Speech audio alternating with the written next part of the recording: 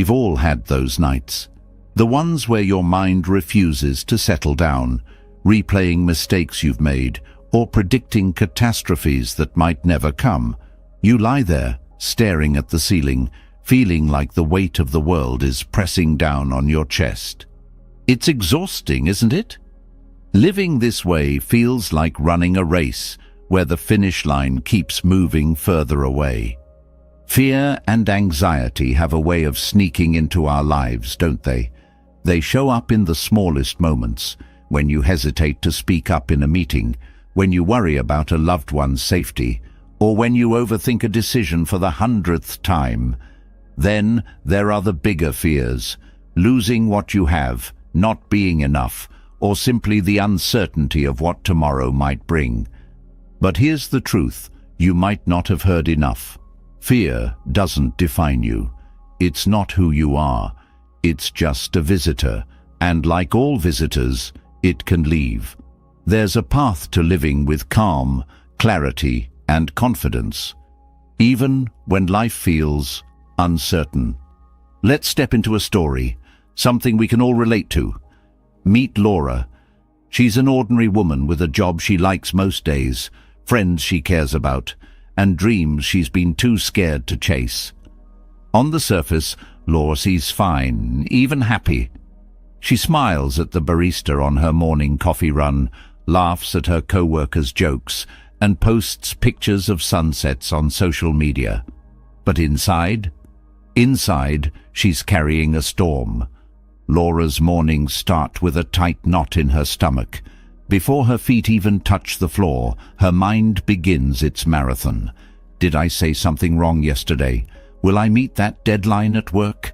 What if my car breaks down? What if something happens to Mom? The questions swirl, each one louder than the last, until she's overwhelmed before the day even begins. At work, she feels the weight of perfectionism. She rechecks her emails 3, sometimes 4 times, terrified of making a mistake. In meetings, she stays quiet, afraid her ideas aren't good enough. At home, she's constantly scrolling through news headlines, her chest tightening with every negative story. By the time Laura goes to bed, she's drained. But instead of rest, the cycle repeats. Her mind replays the day, focusing on every perceived failure and worrying about tomorrow. This wasn't always Laura's life. She remembers a time when she felt lighter, freer, but somewhere along the way, fear crept in, whispering that she wasn't safe, that she wasn't enough, that something terrible was just around the corner. And now, it feels like fear has taken over. One day, after another sleepless night, Laura reaches a breaking point. She feels trapped, stuck in a loop of worry and self-doubt. She knows she can't keep living this way, but she doesn't know how to stop. That's when she decides to seek help, starting with the wisdom of a friend who seems to always carry a sense of calm, no matter what's happening in their life. Over coffee, Laura pours her heart out to her friend, Sam. She tells him about the endless worry, the self-doubt, and the constant feeling of being on edge. Sam listens patiently, nodding but never interrupting. When she finally finishes, he leans forward with a knowing smile. "You know," Sam says gently, "fear isn't the enemy you think it is. It's just your mind trying to protect you, but sometimes the mind gets it wrong." Laura frowns. "What do you mean?" Sam explains that fear often stems from the stories we tell ourselves, stories about what might happen, what others think of us, or what we think we can't handle. The mind loves to spin these stories, he says, but they're just that, stories, not facts. He continues, sharing something he learned from Buddhist teachings. Fear isn't permanent, Laura. It feels like it is because we feed it, by avoiding what scares us, by overthinking, by clinging to the idea that everything must stay the same. But when we stop giving fear our energy, it starts to lose its grip. Laura listens, a spark of hope flickering in her chest. So, how do I stop feeding it? Sam shares a few insights that have helped him. He talks about embracing impermanence, the understanding that everything changes and nothing lasts forever. When you realize that even your fear is temporary, it's less scary, he says. He also introduces Laura to mindfulness, the practice of bringing her attention to the present moment. When your mind starts running away with what-ifs, try to come back to where you are right now. What can you see? What can you hear? What can you feel? Fear can't thrive when you're truly present. Another piece of advice hits Laura hard: letting go of attachment.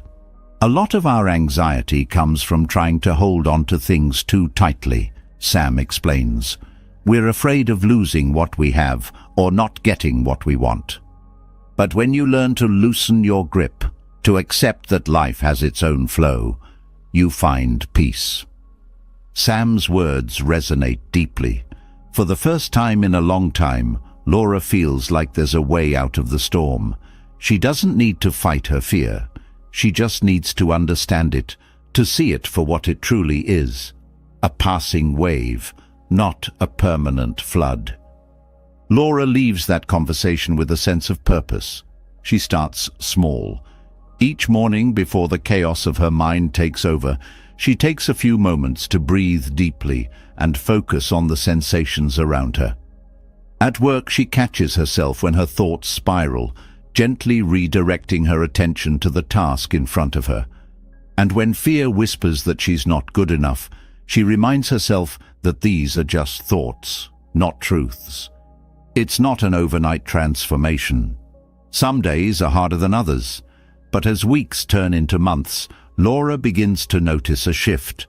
She feels lighter, more present, more in control of her life. Fear still visits, but it no longer holds the same power.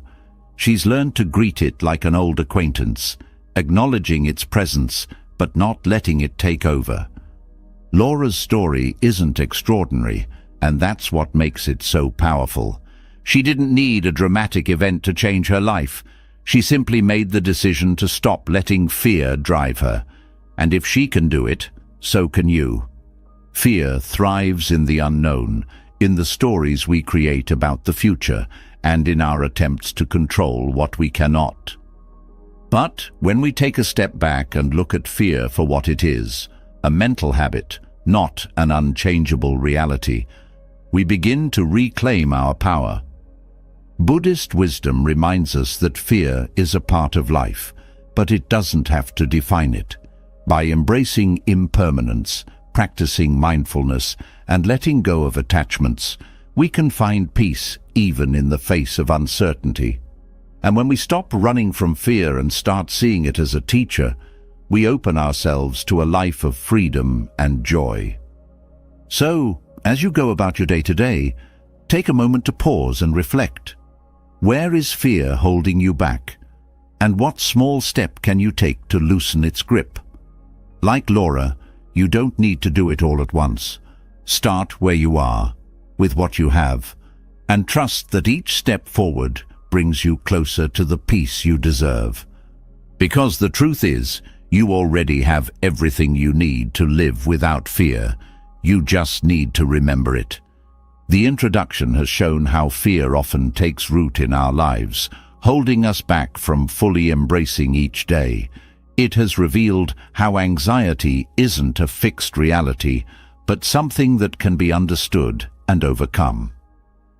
Now, let's take the first step in unraveling fear by uncovering its origins and understanding why it has such a strong hold on our minds.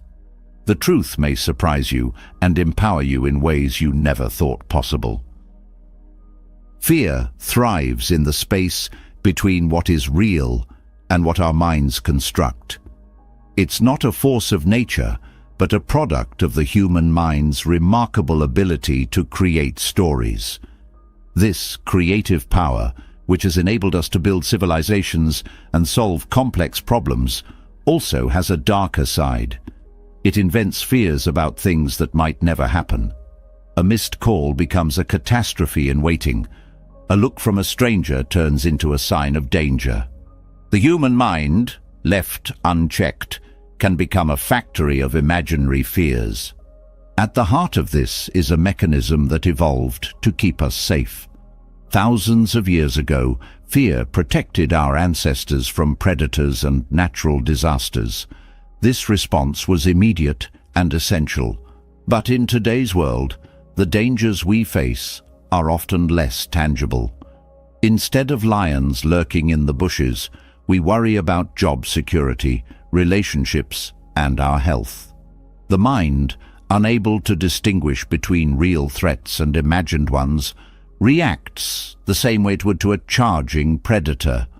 Your heart races, your palms sweat, and your stomach churns, all in response to a future that hasn't happened and likely never will. This isn't your fault. The human brain is wired for survival, not happiness. It constantly scans the environment for potential threats, prioritizing fear over peace to ensure we're alert and prepared. But this survival mechanism, when overactive, can rob us of joy. It pulls us away from the present moment and drags us into an imagined future filled with what-ifs and worst-case scenarios. The mind is a master of projection. It takes small, neutral events and assigns them exaggerated meanings. A simple delay in receiving a response to a message can spiral into fears of rejection or abandonment. A minor mistake at work can lead to sleepless nights worrying about your career. The mind projects these outcomes not because they're true, but because it's trying to protect you from disappointment or harm. However, these projections often create the very pain we're trying to avoid. To see through the illusion of fear, one must first recognize its nature. Fear is not an enemy, but a signal, a call to pay attention. However, it's not always a reliable guide. When fear arises, pause and ask yourself, what evidence do I have that this fear is real? Often, you'll find that fear has little grounding in reality. It thrives on uncertainty, magnifying it until it feels overwhelming. But when you break it down and question its validity, fear begins to lose its power. The Buddhist concept of mindfulness teaches us to observe fear without judgment. Instead of running from it or letting it dictate your actions, you can learn to sit with it, seeing it for what it truly is, a passing thought or emotion. Fear may feel permanent in the moment, but it's as transient as a cloud in the sky. By observing it, you create distance, allowing yourself to respond thoughtfully rather than react impulsively. Consider this. How many of your past fears ever came true? Reflect on the worries that kept you awake at night or paralyzed you during the day. Most of them likely dissolved without incident, yet they consumed precious energy and time. Recognizing this pattern can help you approach future fears with a calmer, more rational mindset. It's not about denying fear, but about understanding its limitations.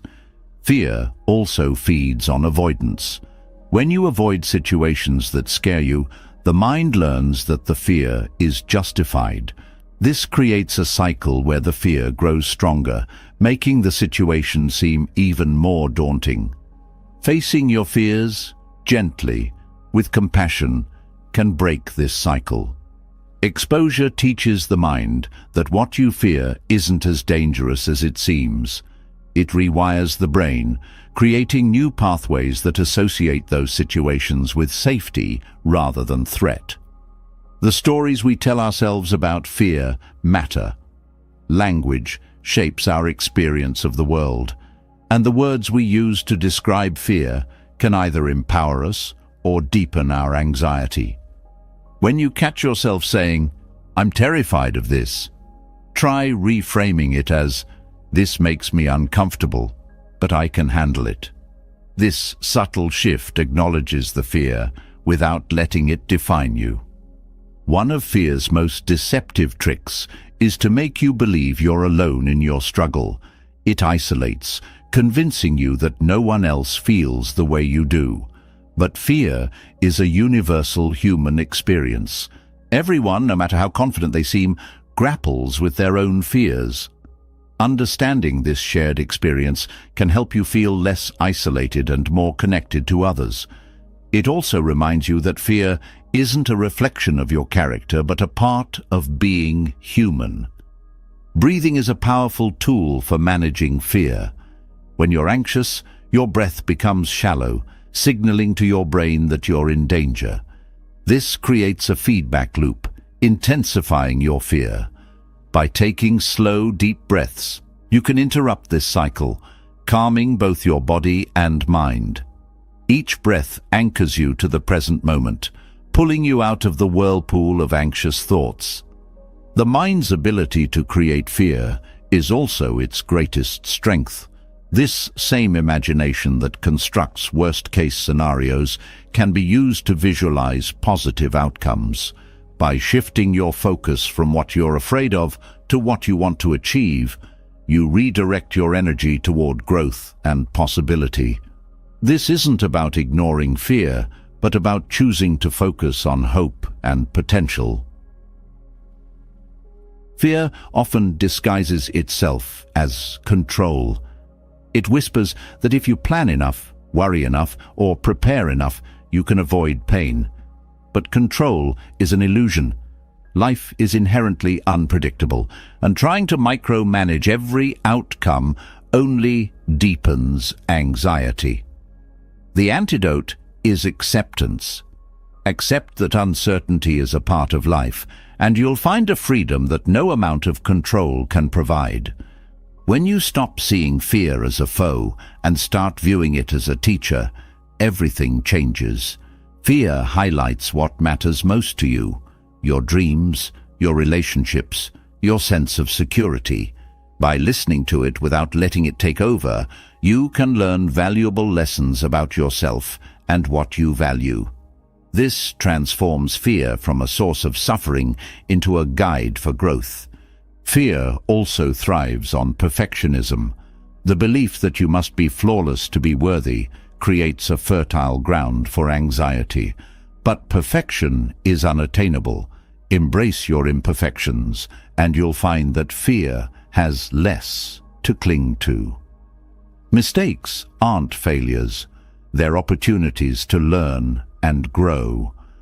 Compassion is a powerful antidote to fear. When you're kind to yourself in moments of anxiety, you create a safe space within. This self-compassion allows you to face fear without judgment, making it easier to move through it. Treat yourself as you would a friend who's feeling afraid, with patience, understanding, and support. By recognizing fear as a creation of the mind, you reclaim your power. You're no longer a passive victim, but an active participant in your experience. Fear may still arise, but it no longer controls you. Instead, it becomes a signal, a reminder to pause, breathe, and choose a different path. This understanding sets the stage for the next step in your journey, embracing impermanence. When you grasp the transient nature of all things, fear begins to loosen its grip even further. Life isn't something to be controlled or feared, but a flow to be experienced with curiosity and grace. Let's explore this deeper truth together. Fear loses much of its power when we recognize it as a creation of the mind, but there's another layer to understanding why it clings so tightly. At the root of many fears lies a simple, universal truth. We're afraid of losing what we value, of things changing in ways we can't control. Whether it's the fear of losing loved ones, opportunities, or even time itself, these anxieties often stem from an unwillingness to accept the impermanence of life. Let's now explore how embracing the transient nature of all things can free us from these fears and bring a profound sense of peace. Life is always in motion, shifting and evolving with every passing moment. Nothing stays the same, and that's both the beauty and the challenge of existence.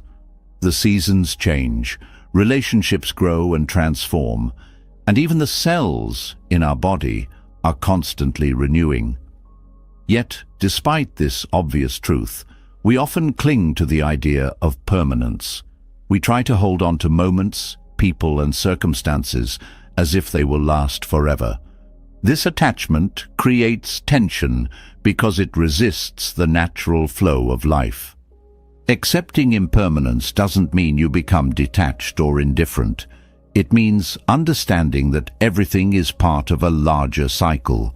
When you hold on to something too tightly, you trap yourself in the fear of losing it. This clinging becomes a source of anxiety as your mind tries to fight against the inevitable changes of life. But when you learn to let go, not in the sense of abandoning what you care about, but in embracing the reality that it won't last forever, you find freedom. Consider how much energy is spent trying to control outcomes that are ultimately out of your hands. Whether it's trying to prevent a relationship from changing, holding on to material possessions, or fearing the passage of time. This resistance to impermanence only deepens your suffering. By acknowledging that all things are temporary, you release the need to control what cannot be controlled. This isn't giving up. It's letting go of unnecessary struggle. Embracing impermanence also allows you to appreciate life more deeply. When you accept that each moment is fleeting, you begin to treasure it for what it is, instead of wishing it were something else or fearing its end. The fleeting nature of life gives it meaning. A flower's beauty is magnified by the knowledge that it will wilt. A sunset is breathtaking precisely because it fades. The same is true of our experiences. Knowing they won't last forever encourages us to fully engage with them while they're here. Attachment often stems from the illusion that something outside of us can provide lasting happiness. We cling to relationships, achievements, or possessions, hoping they'll bring us security and joy.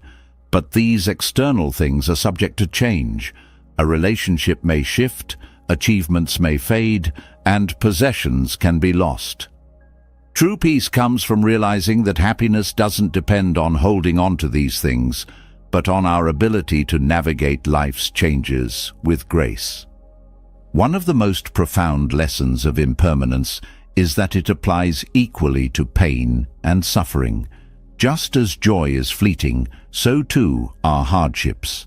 This understanding can be a source of immense comfort during difficult times. When faced with loss, disappointment, or fear, remember that these feelings are temporary. They may feel overwhelming in the moment, but they will pass. Recognizing this can help you endure challenges with greater resilience and hope. Living in alignment with impermanence also encourages you to prioritize what truly matters. When you accept that your time is limited, you become more intentional about how you spend it. You start to value meaningful connections, purposeful actions, and personal growth over fleeting pleasures or trivial concerns. Embracing impermanence isn't about focusing on what you might lose. It's about making the most of what you have while it's here. Letting go of attachment doesn't mean you stop caring.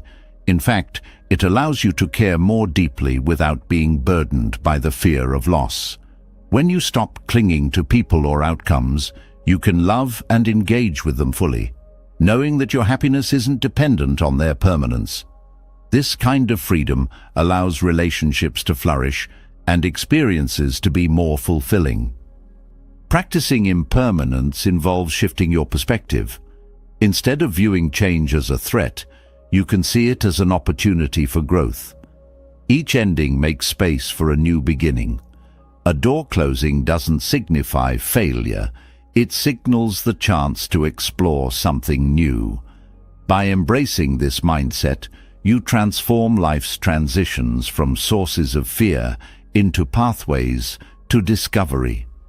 Mindfulness is a powerful tool for living with impermanence.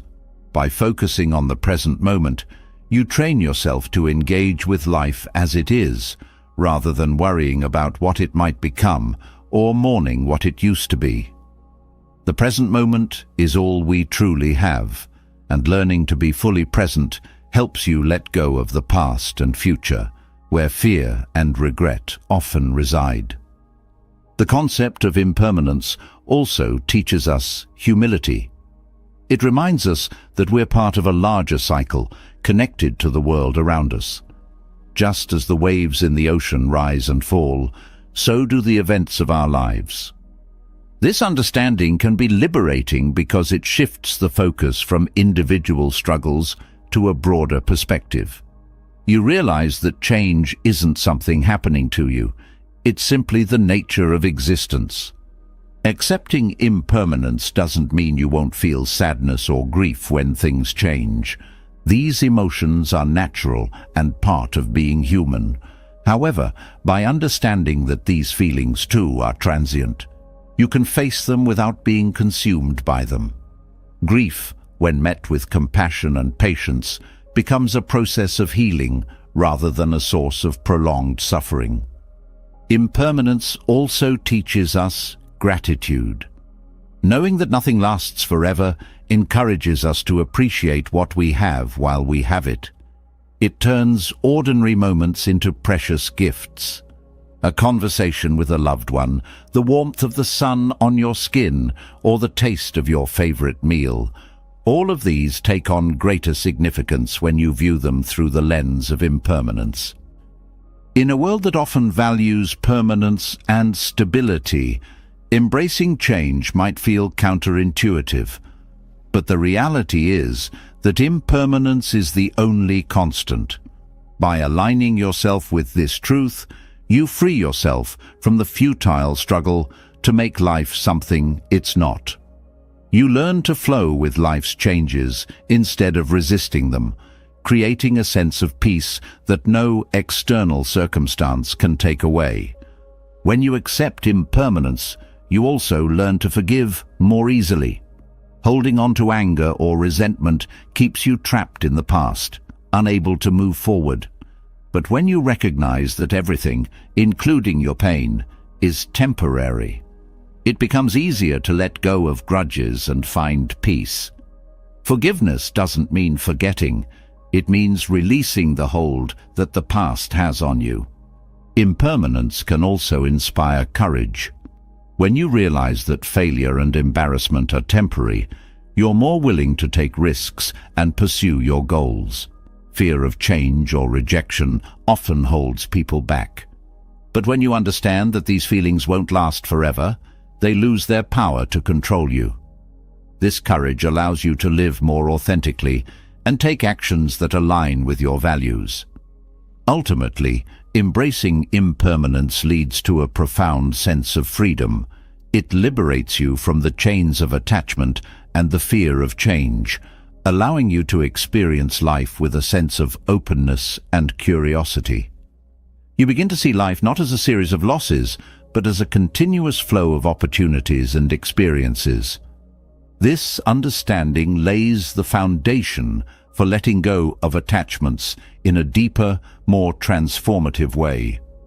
By fully embracing the transient nature of life, you prepare yourself to release the clinging that creates suffering and step into a space of lasting peace and contentment. Letting go of attachment and embracing impermanence shifts the way we approach life, granting us freedom from unnecessary struggles. Yet, as liberating as it is to accept change, the mind often drifts into the past or future, where fear and anxiety reside. To truly anchor ourselves in this newfound freedom, we need a tool that allows us to remain steady in the present moment. Mindfulness is that tool, a practice that transforms fleeting awareness into a shield against fear. Mindfulness is the art of paying attention to life as it unfolds, moment by moment. It's a state of being fully present, observing your thoughts, emotions, and surroundings without judgment. This practice is not about suppressing fear or forcing calm. It's about creating space to experience life as it is, instead of how your mind projects it to be. Fear thrives on projections, spinning stories about what has happened or what might happen. But when you bring your attention to the present, fear loses its footing. The mind has a natural tendency to wander. Thoughts dart between the past and future, creating a web of concerns that pull you away from the present. Mindfulness interrupts this cycle by gently guiding your attention back to what is real and immediate. When fear arises, instead of reacting to it instinctively, you can pause and observe it. This pause creates a gap between the fear and your response, giving you the clarity to choose how to engage with it. Anxiety often feels overwhelming because it comes with physical sensations, tightness in the chest, shallow breathing, a racing heart. Mindfulness teaches you to notice these sensations without judgment. Instead of labeling them as bad or trying to escape them, you can simply acknowledge them as part of your experience. This simple act of acknowledgement can dissolve the power fear holds over you. You stop feeding it with resistance, and it begins to fade. The breath is a powerful anchor for mindfulness. It's always with you, steady and rhythmic, a constant amidst the changing tides of life. When fear begins to rise, focusing on your breath brings you back to the present. The act of inhaling and exhaling slowly and deeply signals your body that you are safe, reducing the fight-or-flight response that fuels anxiety.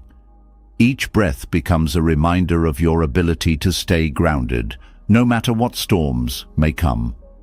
Mindfulness also fosters curiosity.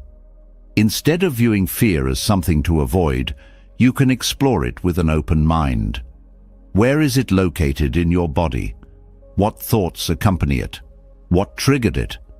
By approaching fear with curiosity rather than judgment, you shift from being its victim to being its observer. This shift empowers you, as fear loses its grip when you see it clearly for what it is, a transient emotion, not a permanent state. One of the most transformative aspects of mindfulness is the ability to break free from the cycle of overthinking. Fear often amplifies because the mind keeps replaying the same worries, trying to solve problems that don't yet exist. Mindfulness helps you notice when your thoughts are spiraling and gently brings your focus back to the present. Over time, this practice rewires the brain, reducing the tendency to ruminate and creating a calmer, more centered mindset. Mindfulness is also a practice of acceptance. It doesn't seek to eliminate fear, but to make room for it without being consumed by it. When you accept that fear is part of the human experience, you stop resisting it. This acceptance doesn't mean giving up. It means acknowledging what is, so you can respond with wisdom rather than panic. Fear becomes less threatening when you stop treating it as an enemy and start seeing it as a passing visitor. Being fully present also enhances your relationships. Fear often isolates, creating walls of self-protection. But when you practice mindfulness, you become more attuned to others. You listen more deeply, respond with greater empathy, and connect on a more authentic level. These connections remind you that you are not alone, which can be a powerful antidote to the loneliness fear often brings. Mindfulness teaches you to focus on what is within your control. Fear often arises from trying to manage the uncontrollable, other people's actions, future outcomes, or past mistakes. By grounding yourself in the present, you shift your energy to what you can influence, your own thoughts, actions, and attitudes. This shift is empowering because it brings your attention back to the here and now, where your true power lies. Another benefit of mindfulness is the cultivation of gratitude. When you are fully present, you notice the small joys that often go overlooked. A kind word, the warmth of the sun, the taste of your favorite meal. Gratitude shifts your focus from what you fear to what you appreciate, creating a sense of abundance that fear struggles to penetrate. This practice doesn't ignore life's challenges. It balances them with an awareness of its blessings. Mindfulness also helps you develop resilience. Life will always have its uncertainties and challenges, but when you face them with a mindful presence, they become less daunting. You learn to navigate difficulties with grace, understanding that they too will pass. This resilience doesn't come from avoiding fear, but from meeting it with a steady mind and an open heart. The practice of mindfulness is not confined to formal meditation. It can be woven into the fabric of your daily life. Whether you're washing dishes, walking to work, or having a conversation, you can bring your full attention to the task at hand. These small moments of mindfulness add up, creating a foundation of calm that carries you through the day. Over time, mindfulness becomes less of a practice and more of a way of being. Mindfulness also encourages self-compassion. When fear arises, it's easy to criticize yourself for feeling weak or overwhelmed. But mindfulness invites you to treat yourself with the same kindness you would offer a friend. This self-compassion creates a safe inner space where you can explore your fears without judgment, making it easier to let them go. Through mindfulness, you also learn to see fear as a messenger. It often points to areas of growth, highlighting what matters most to you. Instead of running from fear, you can listen to it, understanding what it's trying to teach. This perspective transforms fear from a barrier into a bridge, connecting you to deeper self-awareness. Mindfulness doesn't promise a life free from fear, but it offers a way to coexist with it peacefully. By staying present, you reduce the power of fear to control your thoughts and actions. You begin to see fear not as a force to be fought, but as a shadow that fades in the light of awareness. Mindfulness creates a space for peace in the present moment, allowing fear to loosen its grip. But fear and anxiety are often only surface-level manifestations of a deeper truth: suffering. To truly address the roots of fear, we must delve into the nature of suffering itself.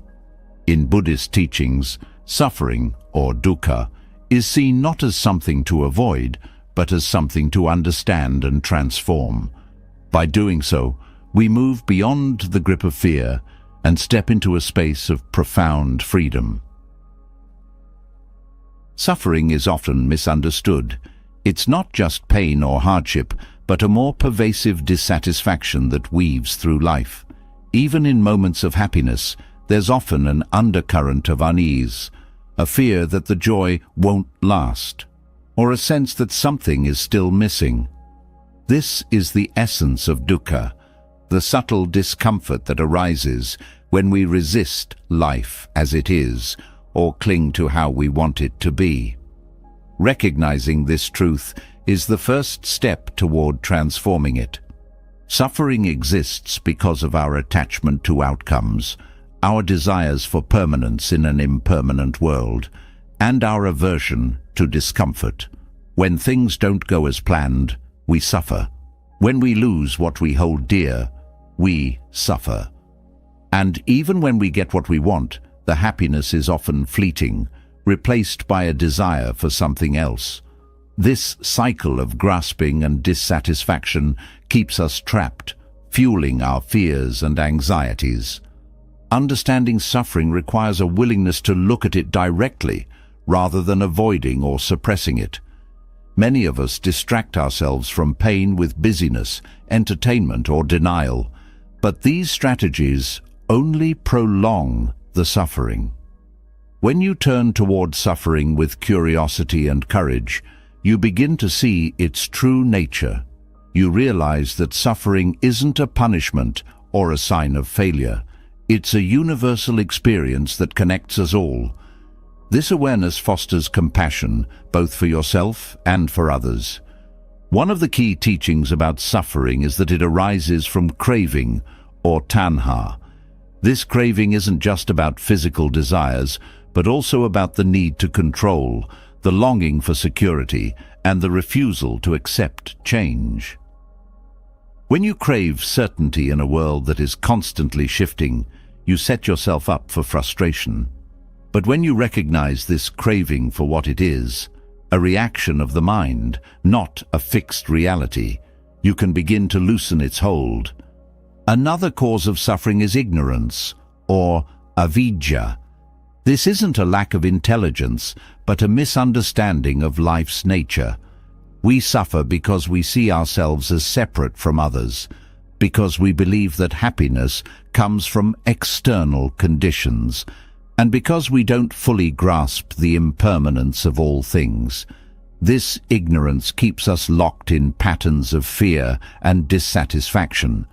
By cultivating awareness and wisdom, we can begin to see through these illusions. To transform suffering, you must first accept it. This doesn't mean resigning yourself to misery, but acknowledging that suffering is a natural part of life. When you stop resisting suffering, it loses much of its power. Resistance adds a layer of tension that intensifies the pain, while acceptance creates space for healing. This doesn't mean you stop striving for a better life, but your striving comes from a place of peace rather than desperation. Suffering also holds the seeds of growth. It's often in our most painful moments that we learn the deepest lessons about ourselves and life. Suffering teaches us about resilience, compassion, and the impermanence of all things. It pushes us to let go of attachments and illusions, forcing us to confront the truths we might otherwise avoid. When you view suffering as a teacher rather than an enemy, it becomes a gateway to transformation. One of the most profound ways to work with suffering is through compassion. When you meet your pain with kindness instead of judgment, you create a space for healing. This compassion extends to others as well, as recognizing your own suffering helps you empathize with theirs. Compassion dissolves the barriers that fear and suffering create, fostering a sense of connection and shared humanity. Another tool for transforming suffering is gratitude. This may seem counterintuitive, but even in the midst of pain, there are often moments of grace. Gratitude shifts your focus from what is lacking to what is present, breaking the cycle of dissatisfaction. It doesn't negate the suffering, but balances it with an awareness of life's beauty and gifts. Breath awareness is another powerful practice for working with suffering. When you're in pain, whether physical or emotional, your breath often becomes shallow and tight. By consciously deepening and slowing your breath, you can calm your nervous system and create a sense of stability. Each breath reminds you that you are alive, that you are capable of facing whatever arises. Reflection on impermanence also helps transform suffering. When you realize that pain, like all things, is temporary, it becomes more bearable. This perspective doesn't diminish the reality of suffering, but places it in a broader context. Just as joy comes and goes, so does pain. This understanding brings hope and resilience. Suffering also challenges you to examine your values and priorities. It often reveals what truly matters and what doesn't. When you face loss or hardship, the superficial concerns fade away, leaving only what is essential. This clarity can be a gift, helping you align your life with your deepest values. By understanding the nature of suffering, you also begin to see the interconnection of all things. Your suffering isn't isolated. It's part of the broader web of life. This awareness can be humbling and liberating, reminding you that you are never truly alone. Every being experiences dukkha, and in this shared experience lies a profound unity. Transforming suffering doesn't mean you'll never feel pain again. Life will always have its challenges, losses, and uncertainties. But by changing your relationship to suffering, you free yourself from much of the unnecessary fear and anxiety that accompanies it. You learn to meet life's difficulties with courage, grace, and wisdom. This journey of transformation lays the foundation for an even deeper practice, letting go of attachments. As we explore how releasing our grip on desires and clinging leads to lasting peace, we continue to uncover the profound freedom that lies at the heart of Buddhist teachings. Suffering reveals the truths we often avoid: the impermanence of life, the pain of clinging, and the freedom found in acceptance. This deeper understanding prepares us for the next step: releasing attachments. Much of our suffering stems from holding too tightly to people, possessions, and ideas, believing they will bring us lasting happiness or security. Yet this clinging creates fear and insecurity, keeping us trapped in a cycle of dissatisfaction. To find lasting peace, we must learn to let go. Attachment is rooted in the craving known as tanha, a deep longing or thirst that drives much of human behavior. This craving isn't limited to material possessions. It includes the need for validation, control, and certainty. We cling to relationships, identities, and even expectations, hoping they will fulfill us. But the reality is that these attachments often lead to disappointment, as they are built on the illusion that anything in this world can remain constant. Letting go of attachment doesn't mean giving up on life or becoming indifferent. It means freeing yourself from the grip of neediness and fear. When you hold something too tightly, you invest your happiness in its permanence, but nothing in life is truly permanent. Relationships evolve, possessions age, and circumstances change. By learning to release your grip, you can experience these things fully without being defined by them. The first step in letting go is recognizing the impermanence of what you're holding on to, whether it's a cherished possession or a deeply held belief. Understanding that everything is temporary can help you approach it with greater openness. Instead of clinging out of fear of loss, you can appreciate it for what it is, in the moment. This shift in perspective transforms your relationship with what you value. Attachment also arises from the illusion of control. We often believe that by holding on, we can prevent loss or ensure a specific outcome, but life doesn't work that way.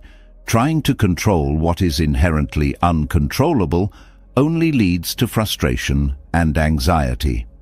Letting go means accepting that you cannot dictate the course of life, and this acceptance brings a profound sense of peace. Another source of attachment is the desire for validation. Many people tie their self-worth to the opinions of others, clinging to relationships or social status for a sense of identity. But this external validation is fleeting, leaving you constantly seeking more. When you let go of the need for approval, you reclaim your sense of self-worth, finding value in who you are rather than how others perceive you. Material possessions are another common area of attachment. While there's nothing wrong with enjoying what you have, Problems arise when you define yourself by these things. Possessions can bring comfort and joy, but they cannot provide lasting fulfillment. Letting go of material attachment doesn't mean renouncing everything. It means recognizing that your true value lies within, not in what you own. Attachment to outcomes can also be a significant source of stress. When you invest your happiness in a specific result, you set yourself up for disappointment if things don't go as planned. Letting go of attachment to outcomes allows you to engage fully in the process, finding joy in the journey rather than fixating on the destination. This approach fosters resilience as you become less affected by setbacks or failures.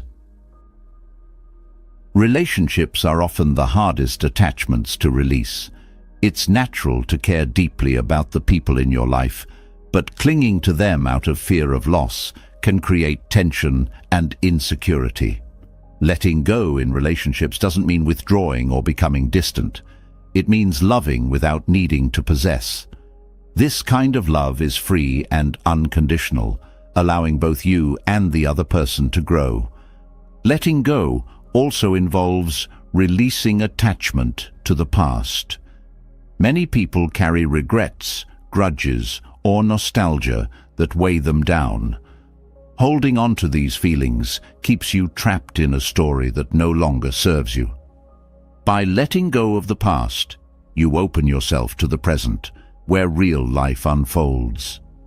Similarly, attachment to the future can create anxiety. When you fixate on what might happen, you lose sight of what is happening now.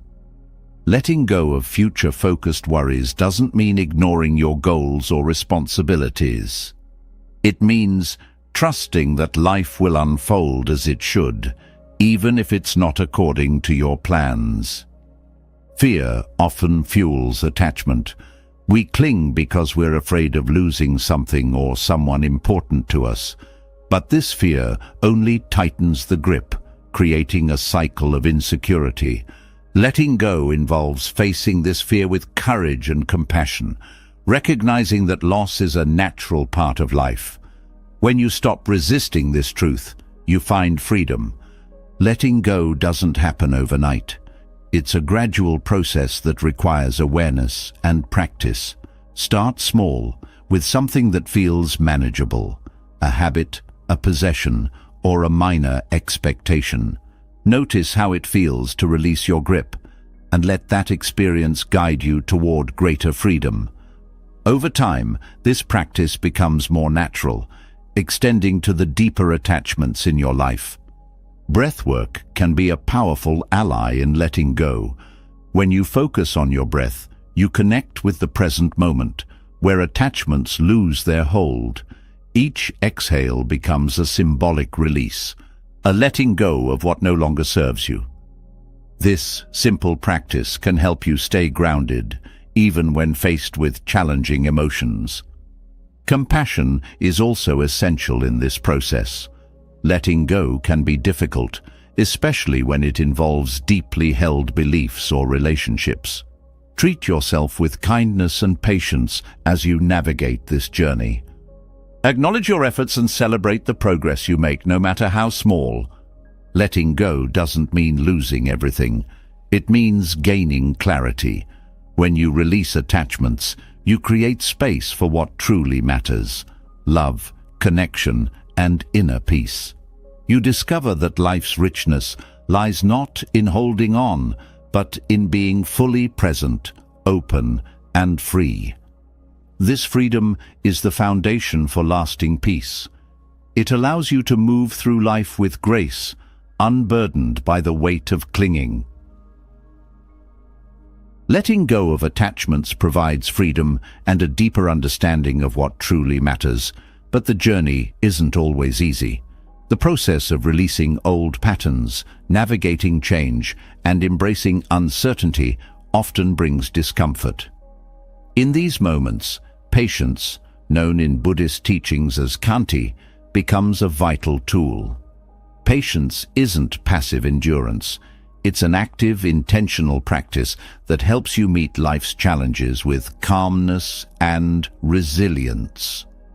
When fear arises, patience allows you to pause, reflect, and respond with clarity instead of reacting impulsively. Fear thrives in urgency, demanding immediate answers or solutions. It pushes you to act quickly, often without thinking, to escape discomfort. Patience disrupts this cycle. When you cultivate patience, you give yourself permission to sit with uncertainty and allow it to unfold naturally. This pause not only reduces anxiety, but also creates space for wisdom to arise. You begin to see that not all fears require immediate resolution, and that some dissolve on their own when given time. In moments of fear, the mind often races ahead, projecting worst-case scenarios and amplifying distress. Patience brings you back to the present, reminding you that the future is not yet written. By staying grounded in the here and now, you break free from the mental loops that feed fear. Patience teaches you to trust the process, recognizing that life unfolds in its own time, regardless of your worries. Discomfort is a natural part of growth, but it's something many people avoid at all costs. This avoidance creates a fear of facing challenges, which in turn limits your ability to adapt and thrive. Patience helps you lean into discomfort rather than running from it. It allows you to see discomfort not as an enemy, but as a sign that you're moving beyond your comfort zone. With patience, discomfort becomes a teacher, showing you where growth is possible. Patience also helps you navigate relationships with greater ease. Fear often arises in interactions with others, fear of rejection, conflict, or misunderstanding. When you practice patience, you become less reactive and more compassionate. You learn to listen fully, give others the benefit of the doubt, and approach difficult conversations with a calm and open mind. This not only reduces fear, but also strengthens your connections with others. Another powerful aspect of patience is its ability to soften self-criticism. Fear often comes with a harsh inner dialogue, blaming yourself for mistakes or shortcomings. Patience reminds you that growth takes time and that you don't have to have everything figured out immediately. It allows you to treat yourself with kindness, recognizing that progress is a journey, not a race. Patience is also deeply connected to resilience. Life is unpredictable, and setbacks are inevitable. When you cultivate patience, you build the strength to weather these challenges without being overwhelmed. You learn to accept that some things take time to resolve, and that pushing for immediate results often creates more stress. Patience allows you to move through difficulties with a sense of calm and trust in your ability to persevere. Fear often arises when you feel out of control, but patience helps you reframe this experience. Instead of trying to force outcomes, patience teaches you to work with what is within your control while letting go of the rest. This balance reduces the pressure to fix everything at once, allowing you to focus on small, manageable steps. Over time, these steps lead to meaningful progress without the burden of overwhelm. The practice of patience also fosters gratitude. When you slow down and allow things to unfold naturally, you begin to notice and appreciate the small moments of beauty and connection that might otherwise go unnoticed. Gratitude shifts your focus from what's lacking or uncertain to what is present and good, creating a sense of peace that counteracts fear. Mindfulness and patience go hand in hand. Mindfulness brings your attention to the present moment, while patience helps you stay there even when it's uncomfortable. Together, they create a foundation of calm that supports you through life's uncertainties. Patience teaches you to trust that everything has its own rhythm and that rushing rarely leads to better outcomes. Patience is also a form of courage. It takes strength to sit with fear or discomfort without immediately trying to escape it. This courage grows with practice as you realize that you're capable of enduring more than you thought. Each time you face fear with patience, you build confidence in your ability to handle whatever comes your way. Breathwork can support the development of patience. When fear arises, your breath often becomes shallow and rapid, mirroring your inner turmoil. By consciously slowing your breath, you signal to your body that it's safe to relax. This simple act creates a sense of calm that makes it easier to stay patient, even in challenging situations. Patience also helps you let go of the need for perfection. Fear often stems from the belief that you must get everything right the first time, but patience reminds you that mistakes are part of the process and that growth comes from persistence, not perfection. This perspective allows you to take risks and try new things without being paralyzed by fear of failure. In the context of relationships, patience helps you navigate conflict and misunderstanding with greater empathy. Fear often makes you defensive, but patience encourages you to listen, reflect, and respond thoughtfully. This creates an environment where trust and understanding can grow, reducing the fear that often accompanies vulnerability. Patience also has a spiritual dimension. It invites you to surrender to the flow of life, trusting that things will unfold as they are meant to. This surrender is not about giving up. It's about releasing the need to control everything and finding peace in the present. When you embrace this perspective, fear loses its power to dominate your thoughts and actions. One of the most profound lessons of patience is that it transforms waiting into a form of mindfulness. Instead of viewing delays or uncertainties as obstacles, you can see them as opportunities to practice presence and acceptance. This shift not only reduces stress, but also helps you find meaning and joy in the in-between moments of life. Patience also teaches you to value progress over perfection. Fear often arises when you focus too much on the end goal, worrying about whether you'll ever get there. Patience shifts your attention to the small steps you're taking, reminding you that each one is a victory in itself. This approach builds momentum and confidence, making it easier to keep moving forward.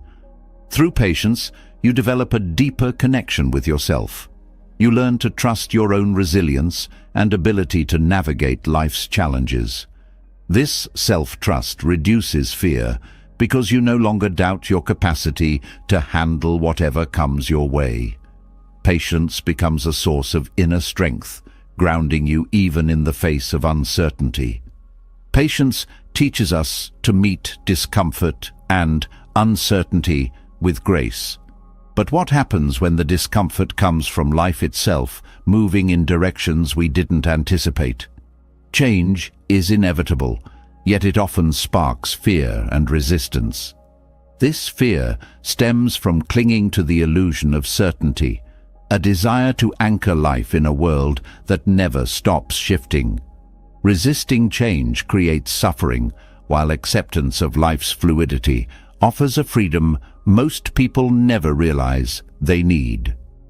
Fear of change is rooted in the belief that stability equals safety. The mind craves patterns it can predict, routines that feel secure, and environments that seem unchanging. This craving for control becomes a shield, one that feels protective but is ultimately limiting. When life shifts, as it always does, this shield of stability begins to crack, and anxiety rushes in to fill the gaps. The mind scrambles to hold on to what it knows, even if what it knows is no longer working. This creates tension, frustration, and a fear that colors every aspect of life. Clinging to certainty traps you in cycles of anxiety because it forces you to resist the natural flow of life. Life is not a static state. It is a constant series of transitions. Relationships evolve, careers take unexpected turns, seasons change, and even your own thoughts and desires shift with time. Resistance to these changes is like trying to stop the tide from coming in. It's exhausting, futile, and ultimately harmful. Instead of creating security, resistance breeds a sense of perpetual unease as you brace against the inevitable. At its core, the fear of change often stems from a misunderstanding of control. Many people believe that if they just try hard enough, they can control outcomes, hold on to the familiar, and avoid uncertainty. This illusion of control provides temporary comfort, but also intensifies anxiety when life proves otherwise. True peace comes not from controlling life, but from accepting its unpredictable nature. This acceptance is not passive.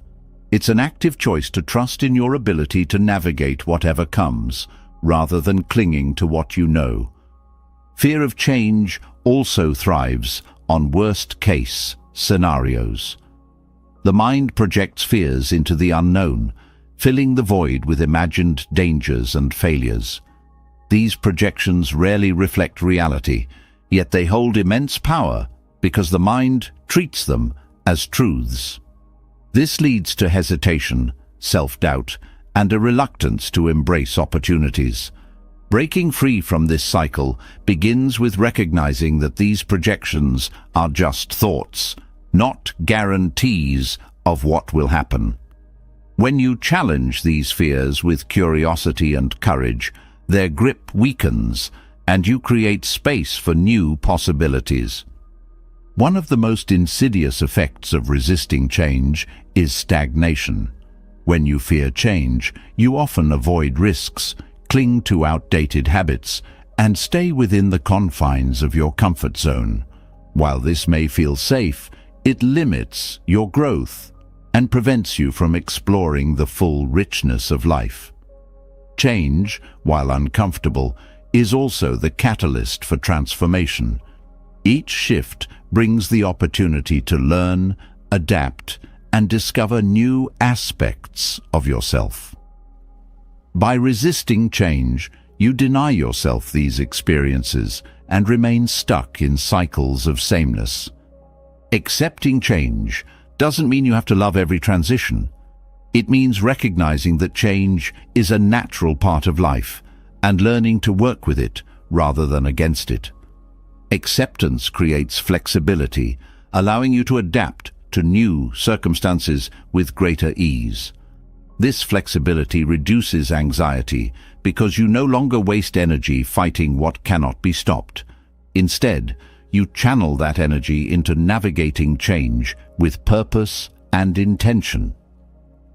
Change also reveals the impermanence of all things, a truth that can feel both liberating and unsettling. When you embrace this impermanence, you begin to see life as a series of moments, each one unique and fleeting.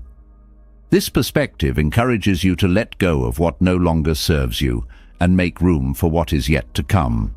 It also deepens your appreciation for the present, as you realize that the only constant is now. Fear of change often has its roots in identity.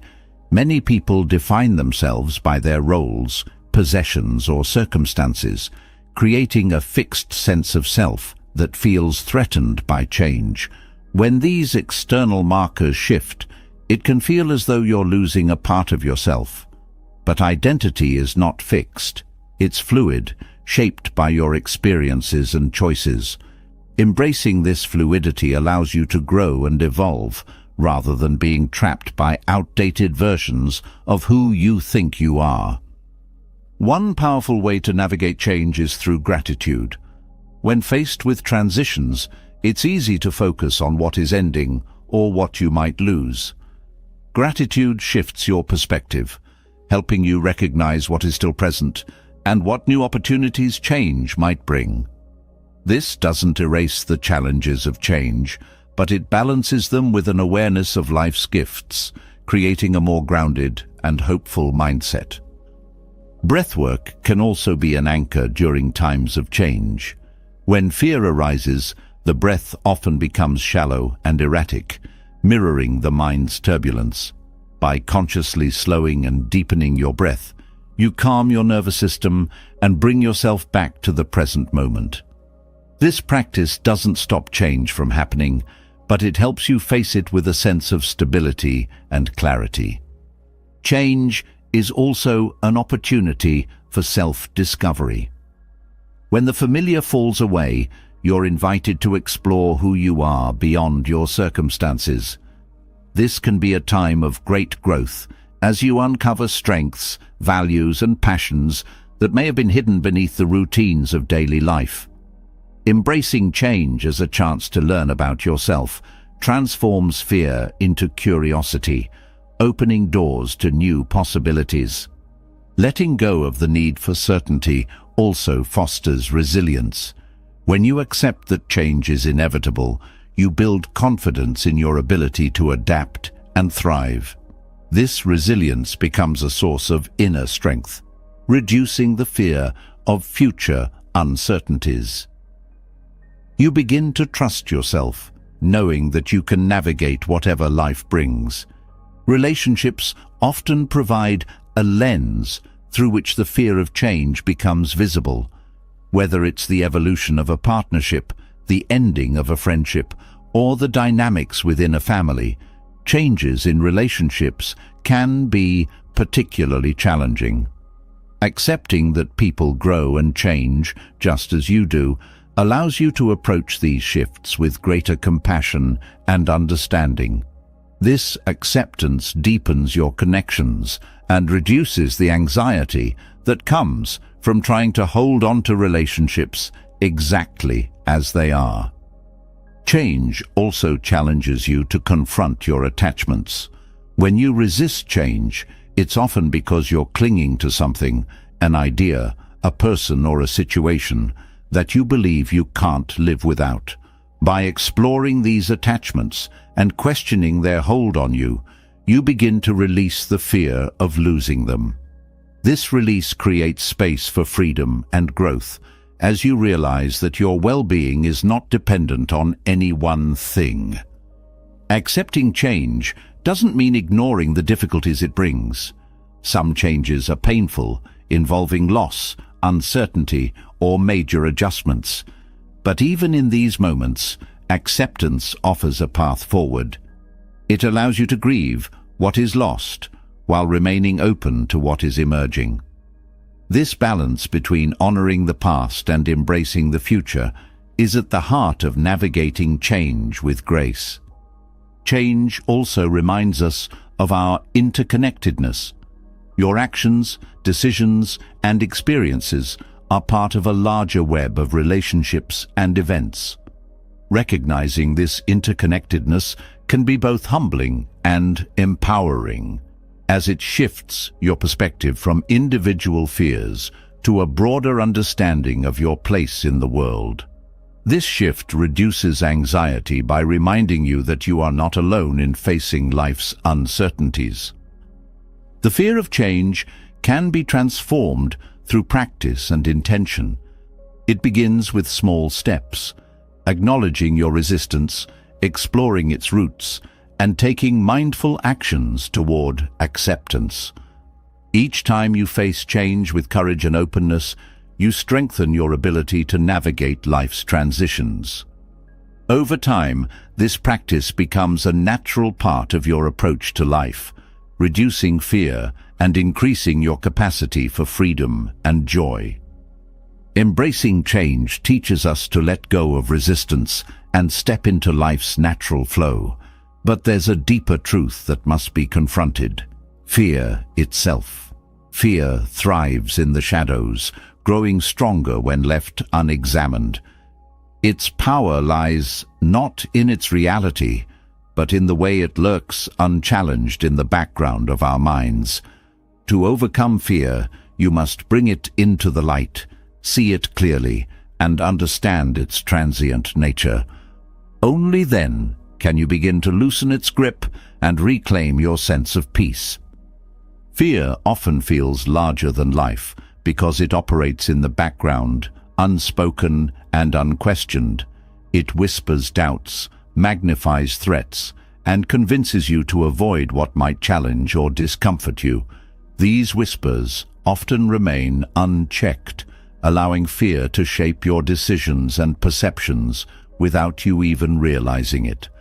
The first step in dismantling fear is to name it, to acknowledge its presence. This simple act of recognition robs fear of some of its power, as you begin to see it as something separate from yourself. When you confront fear, it often reveals itself as a series of thoughts and physical sensations rather than a tangible threat. The mind creates stories about what could go wrong, spinning worst-case scenarios that rarely materialize. The body responds to these thoughts with tension, rapid breathing, or a racing heart, amplifying the sense of danger. By observing these reactions with awareness, you can begin to separate the sensation of fear from its content, realizing that fear is not a reflection of reality, but a habitual response to uncertainty. Awareness is the key to seeing fear for what it truly is. Instead of avoiding fear or trying to suppress it, meet it with curiosity. Ask yourself, what am I afraid of? What is the worst that could happen? What evidence do I have that this fear is valid? Often you'll find that fear is built on assumptions rather than facts. By questioning these assumptions, you can begin to unravel the stories that fear has woven around you. Fear also feeds on avoidance. When you avoid what you fear, you reinforce the belief that the fear is justified. This creates a cycle where avoidance strengthens fear, making it harder to confront in the future. Breaking this cycle involves facing fear directly, one small step at a time. Each time you do, you teach your mind and body that the feared situation is not as dangerous as it seems. Over time, this builds confidence and reduces the hold fear has over you. The transient nature of fear becomes clear when you observe it without judgment. Fear, like all emotions, is impermanent. It rises, peaks, and eventually subsides. This cycle is often shorter than it feels in the moment, but it's only visible when you allow yourself to sit with fear rather than fleeing from it. Recognizing fear's impermanence helps you endure its presence without feeling overwhelmed, knowing it will pass just as waves recede after crashing onto the shore. Fear often disguises itself as protection, convincing you that avoiding risk will keep you safe. While this may work in the short term, it limits your growth and prevents you from experiencing life fully. Facing fear requires courage, but this courage doesn't mean the absence of fear. It means moving forward despite it. Each act of courage reinforces your ability to face challenges, creating a positive cycle of growth and resilience. One of the most effective ways to confront fear is through mindfulness. By bringing your attention to the present moment, you disrupt fear's tendency to pull you into the future or past. Mindfulness allows you to observe fear without being consumed by it, creating a sense of distance that helps you see it more clearly. You realize that fear is not an enemy, but a reaction, a signal that something matters to you. Breathwork is another powerful tool for confronting fear. When fear arises, your breath often becomes shallow and erratic, reinforcing the body's fight-or-flight response. By consciously deepening and slowing your breath, you signal to your nervous system that you are safe.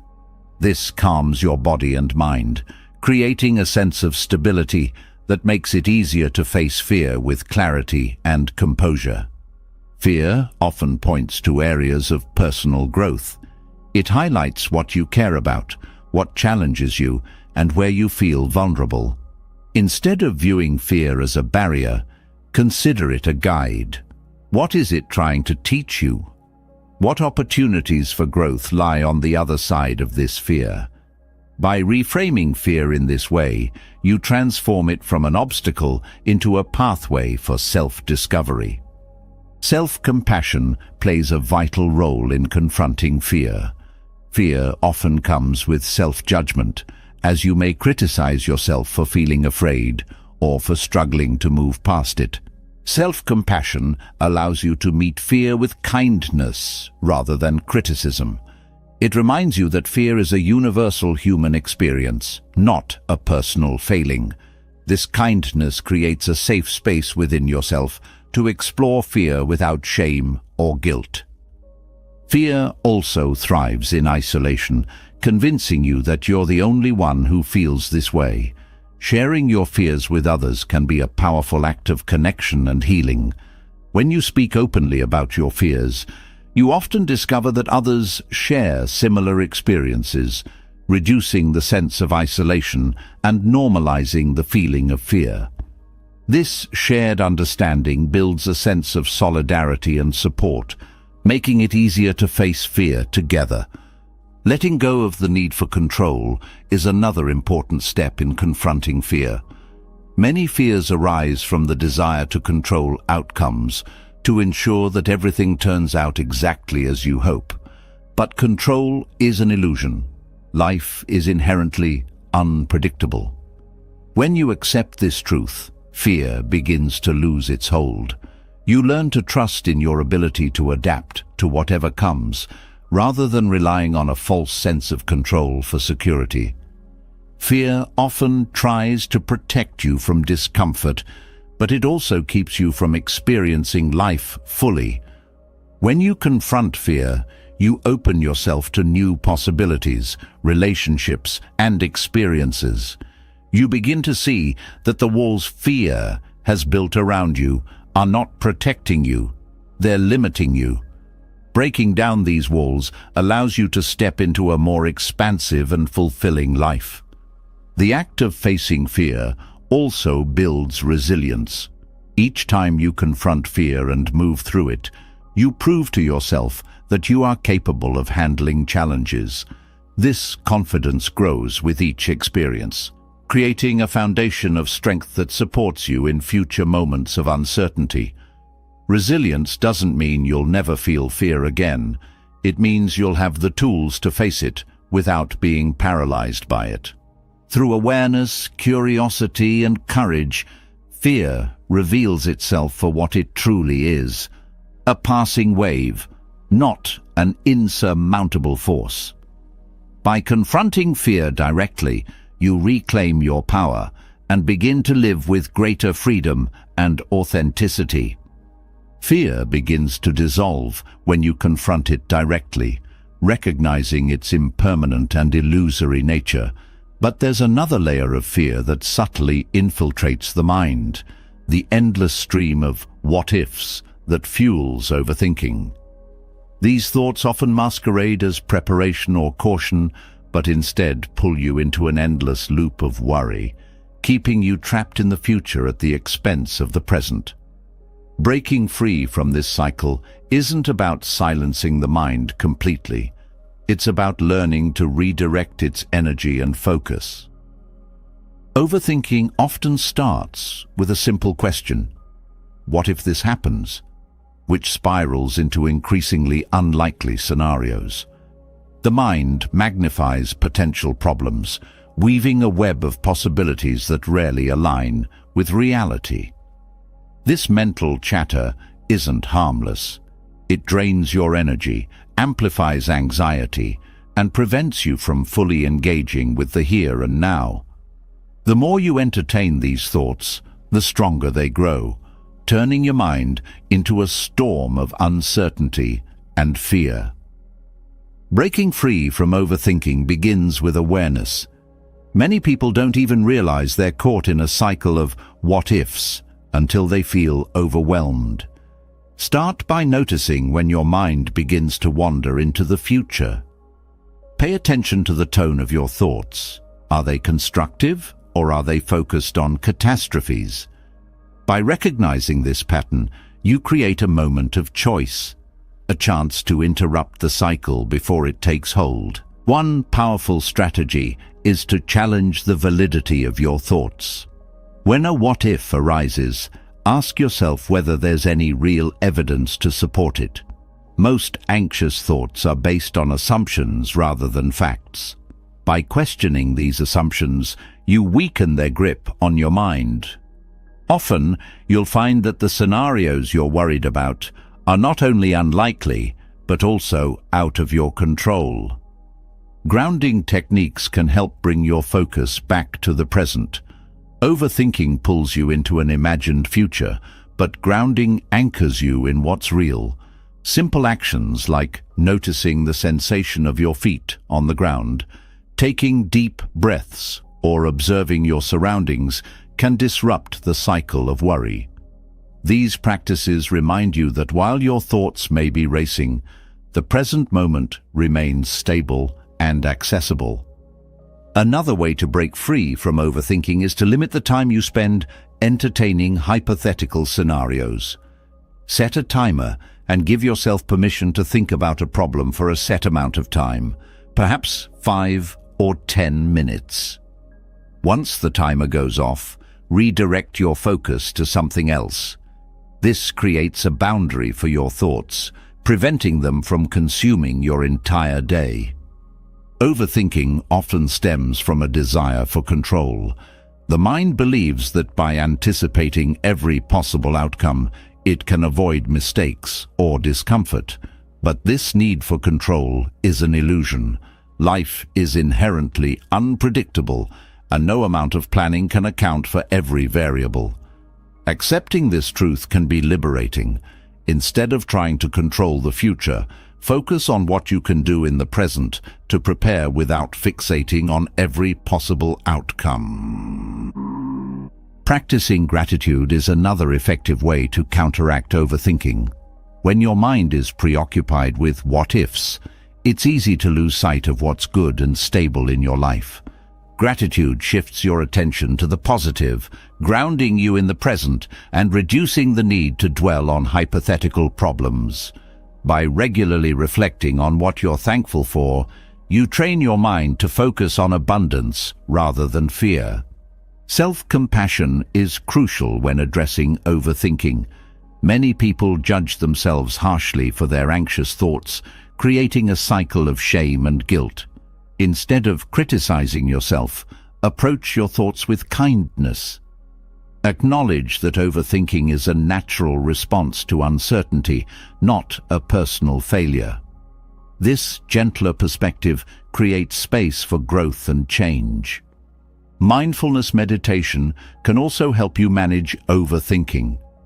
By practicing sitting with your thoughts without judgment, you learn to observe them as passing phenomena rather than truths. This practice builds a sense of detachment, allowing you to let go of anxious thoughts instead of clinging to them. Over time, mindfulness rewires your brain, reducing the frequency and intensity of overthinking. Physical activity is another powerful tool for breaking free from mental chatter. Movement engages your body and shifts your focus away from your thoughts. Activities like walking, yoga, or even cleaning can provide a sense of clarity and calm. Physical activity also releases endorphins, which counteract the stress hormones triggered by anxiety. Developing a routine can also help reduce overthinking. When your day is structured, your mind has less room to wander aimlessly. Routines provide a sense of stability and predictability, creating a safe space within which you can focus on productive and meaningful tasks. This doesn't mean rigidly scheduling every moment, but establishing anchors like a morning ritual or regular breaks for mindfulness. Overthinking often arises when you feel overwhelmed by choices or responsibilities. Breaking tasks into smaller, manageable steps can help. Focus on one action at a time rather than trying to tackle everything at once.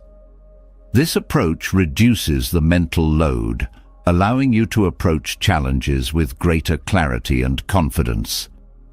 Journaling is another valuable tool for managing overthinking. Writing down your thoughts allows you to externalize them, making them easier to examine and challenge.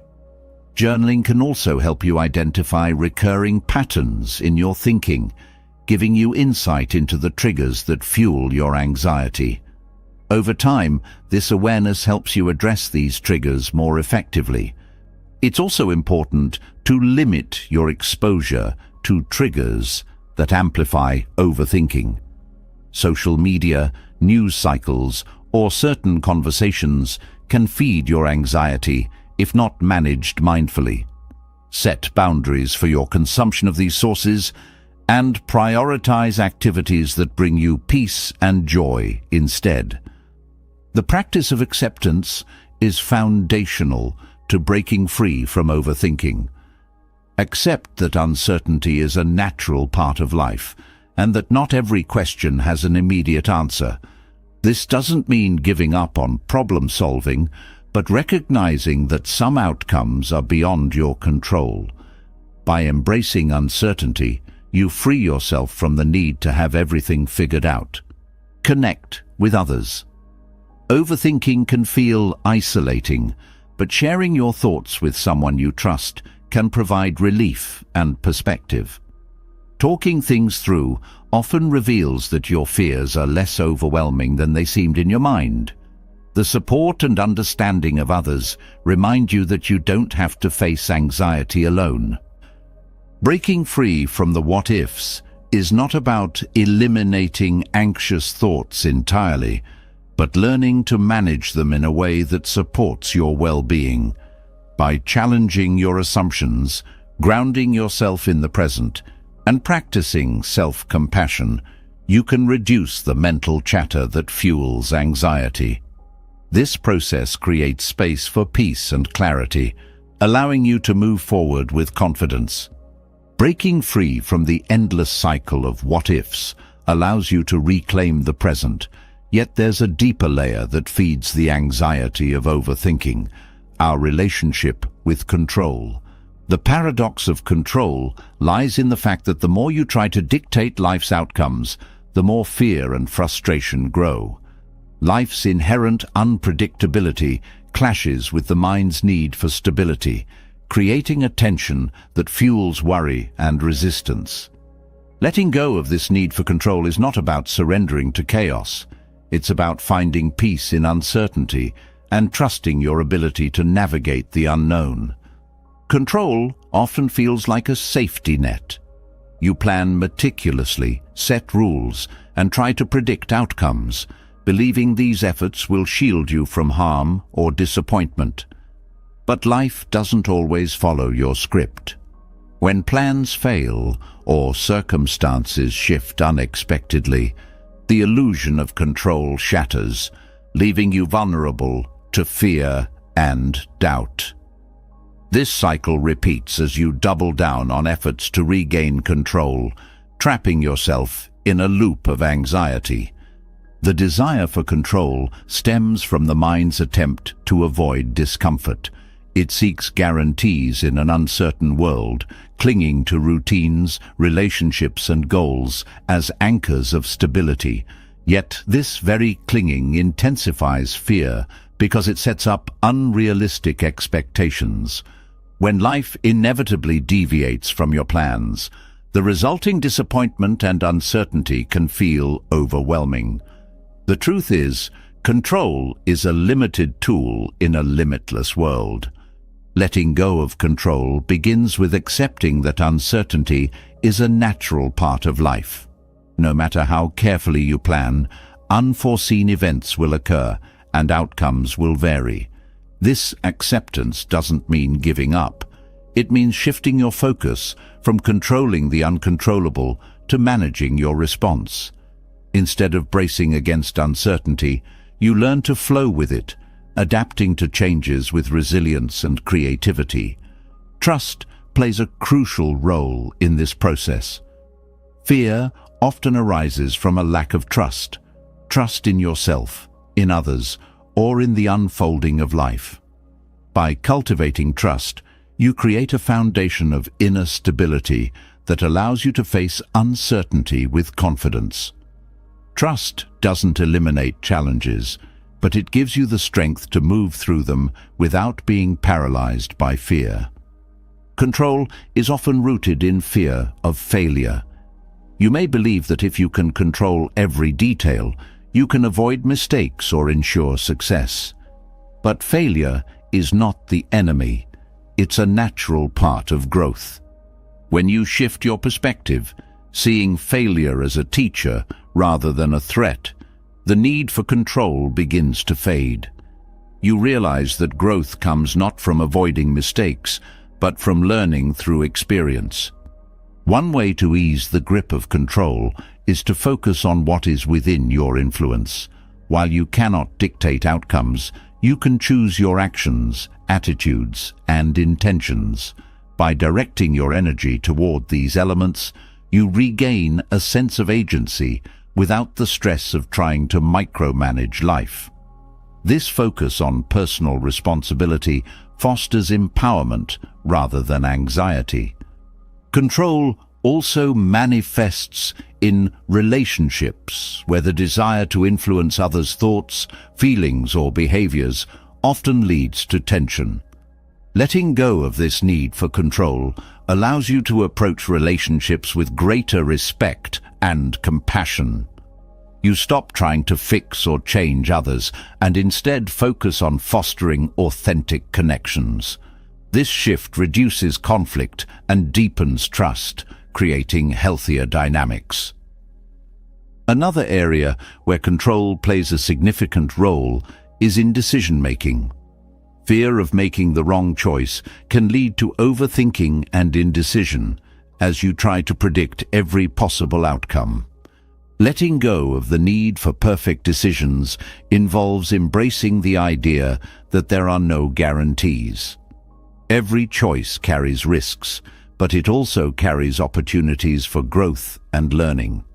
By accepting this, you free yourself from the paralysis of over-analyzing. Breathwork can serve as an anchor when the urge to control becomes overwhelming. The breath is a reminder of the present moment, a steady rhythm that grounds you when life feels uncertain. By focusing on your breath, you calm the nervous system and create a sense of inner peace. This practice helps you approach uncertainty with a clearer mind and an open heart. Gratitude is another powerful tool for finding peace in uncertainty. When you focus on what you already have, you shift your attention away from what you can't control. Gratitude fosters a sense of abundance, reminding you that even in the midst of unpredictability, there is much to appreciate. This perspective reduces the need to cling to outcomes, allowing you to approach life with greater ease. Mindfulness is essential in navigating the paradox of control. By staying present, you interrupt the mind's habit of projecting fears into the future. Mindfulness teaches you to observe life as it unfolds, moment by moment, without the need to force or manipulate it. This practice cultivates acceptance, helping you find peace in the midst of uncertainty. Self-compassion also plays a vital role. Letting go of control often involves confronting vulnerabilities, mistakes, and fears. Instead of judging yourself harshly for these experiences, meet them with kindness. Self-compassion creates a supportive inner environment where you can explore uncertainty without fear of failure or rejection. This support builds resilience, allowing you to face life's unpredictability with courage. Trusting the flow of life doesn't mean ignoring your responsibilities or goals. It means balancing effort with surrender, doing your best while accepting that some things are beyond your control. This balance reduces stress, as you no longer feel the need to carry the weight of the world on your shoulders. You learn to trust that life will unfold as it's meant to, even if the path looks different from what you envisioned. Letting go of control also fosters creativity and adaptability. When you're not fixated on a specific outcome, you're open to new possibilities and perspectives. This openness allows you to respond to challenges with innovation rather than rigidity. You begin to see uncertainty not as a threat, but as a space for growth and discovery. The practice of surrender is central to this process. Surrender doesn't mean giving up. It means releasing resistance. When you stop fighting against what is, you create space for acceptance and peace. Surrender allows you to flow with life's changes rather than being dragged by them, reducing fear and increasing your sense of freedom. Recognizing the interconnectedness of life can also help ease the need for control. You are part of a larger web of relationships, events, and forces that influence each other in ways you cannot always see. This awareness humbles the ego, reminding you that while your actions matter, you are not solely responsible for the course of life. This understanding brings a sense of relief and perspective, reducing the pressure to control every detail. Learning to let go of control is a lifelong practice, one that deepens with time and experience. Each time you release the need to dictate outcomes, you build trust in yourself and in life. Over time, this trust becomes a source of inner strength, allowing you to face uncertainty with calm and confidence. Letting go doesn't mean losing. It means gaining freedom from the burden of unnecessary fear. As we explore the balance between effort and surrender, we pave the way for a deeper understanding of how to enjoy life fully without clinging to outcomes. This next step brings us closer to a life of peace and fulfillment. Letting go of control reveals a powerful truth. Life is not meant to be gripped tightly, but held lightly with open hands. When you release the need to dictate outcomes, you open yourself to a deeper experience of life. One that is richer and freer because it's unburdened by fear and clinging. Yet, this release introduces a paradox. How do you fully enjoy life without becoming attached to its fleeting moments? The answer lies in practicing non-attachment, a skill that allows you to embrace life's joys while remaining free from the pain of holding on too tightly. Non-attachment is not about detachment or indifference. It doesn't mean withdrawing from life or avoiding emotions. Instead, it's a way of engaging deeply with the present while understanding that everything is impermanent. When you enjoy something, a relationship, a success, or even a simple moment of peace, non-attachment allows you to savor it without fearing its end. This freedom transforms the way you experience life, replacing anxiety with gratitude and clinging with openness. Clinging arises from the belief that you need something or someone to feel complete. It convinces you that if you could just hold on to a specific outcome or preserve a fleeting moment, you would be happy. But this grasping creates tension, as life's nature is to change. Non-attachment invites you to shift this mindset, reminding you that joy doesn't come from possession, but from presence. When you stop trying to own or control an experience, you make space to appreciate it fully. One of the keys to practicing non-attachment is understanding impermanence. Every moment, no matter how beautiful or challenging, is temporary. This truth can feel unsettling at first, but it also holds the key to liberation. When you accept impermanence, you stop resisting the natural flow of life. Instead of clinging to what is or yearning for what was. You learn to meet each moment as it comes, knowing that its value lies in its uniqueness. Non-attachment also encourages you to let go of expectations. Expectations create a rigid framework for how life should unfold, setting you up for disappointment when reality doesn't align. By releasing these expectations, you allow life to surprise you. This openness doesn't mean abandoning your goals or desires. It means approaching them with flexibility and curiosity. When you pursue your dreams without attachment, you free yourself from the fear of failure and the pressure of perfection.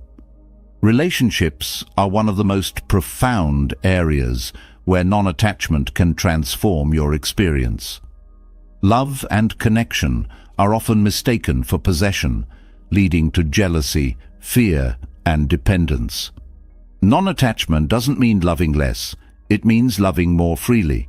When you let go of the need to control or cling to another person, you create space for authenticity and mutual growth. This kind of love is not diminished by change or separation, because it is rooted in respect and presence, not ownership. Non-attachment also applies to your relationship with yourself. Many people cling to fixed identities or labels, believing they define who they are.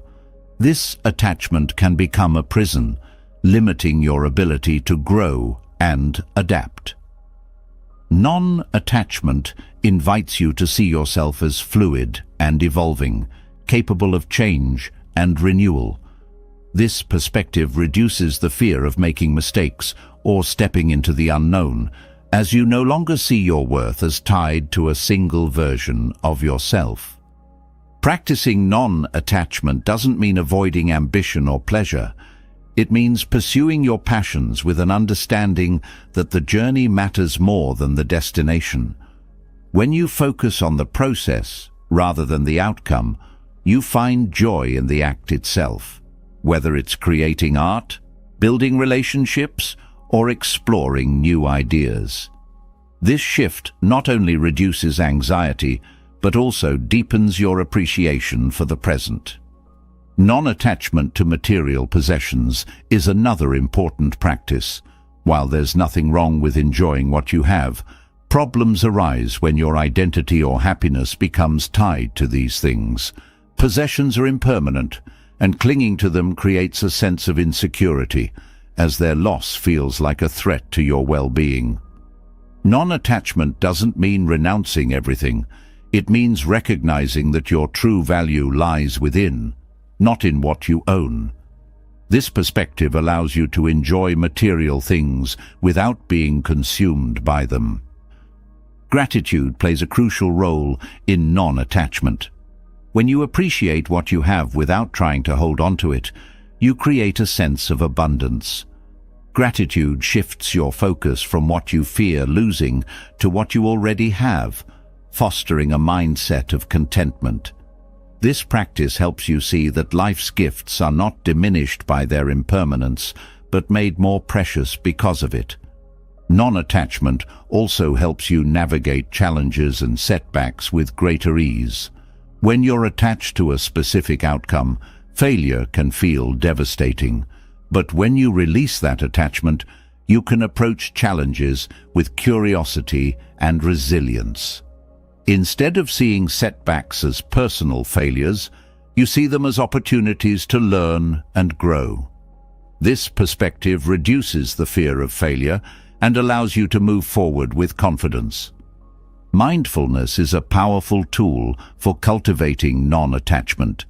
By staying present, you learn to observe life as it unfolds without clinging to or pushing away your experiences. Mindfulness teaches you to meet each moment with openness, whether it brings joy or difficulty. This practice helps you develop a sense of equanimity, allowing you to navigate life's ups and downs with balance and grace. Breathwork can also support non-attachment. Each breath you take is a reminder of life's flow. An inhale, followed by an exhale, a constant cycle of taking in and letting go. By focusing on your breath, you anchor yourself in the present and cultivate a sense of ease. This practice reminds you that letting go is not about loss, but about creating space for renewal. Non-attachment doesn't mean denying your emotions. It means allowing yourself to feel fully without being defined by those feelings. Joy, sadness, excitement and fear are all part of the human experience. Non-attachment teaches you to honor these emotions without clinging to them, trusting that they will pass like clouds in the sky. This trust frees you from being swept away by emotional highs or lows. One of the most profound aspects of non-attachment is the freedom it brings. When you stop clinging to outcomes, you free yourself from the anxiety of what if and the regret of what was. You become more present, more adaptable, and more at peace. This freedom doesn't mean life becomes easy, but it does mean you approach challenges with greater clarity and strength. Non-attachment also fosters deeper connections with others. When you're not attached to how people perceive you or how relationships should be, you create space for authentic interaction. This openness allows you to connect on a deeper level, building relationships based on mutual respect and understanding rather than fear or control. Letting go of attachment doesn't mean letting go of love, passion, or ambition. It means approaching these aspects of life with an open heart and a willingness to embrace change. Non-attachment allows you to enjoy life's beauty without being consumed by its impermanence, creating a sense of peace that sustains you through all of life's transitions.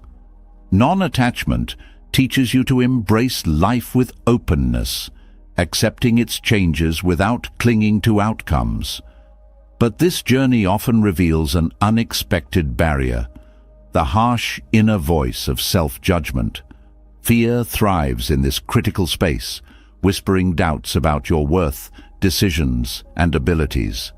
To truly overcome fear, you must turn inward with compassion, replacing judgment with kindness.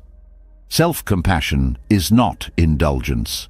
It's a profound act of courage that allows you to meet fear and failure with resilience, transforming your relationship with yourself. Fear of failure often stems from the stories we tell ourselves. These narratives paint mistakes as personal flaws, magnify shortcomings, and equate setbacks with unworthiness. This harsh internal dialogue fuels anxiety, as you become trapped in a cycle of proving yourself to avoid criticism, both from others and from within. Self-compassion interrupts this cycle, offering a new narrative, one rooted in understanding, forgiveness, and growth. The first step in cultivating self-compassion is recognizing the voice of self-judgment.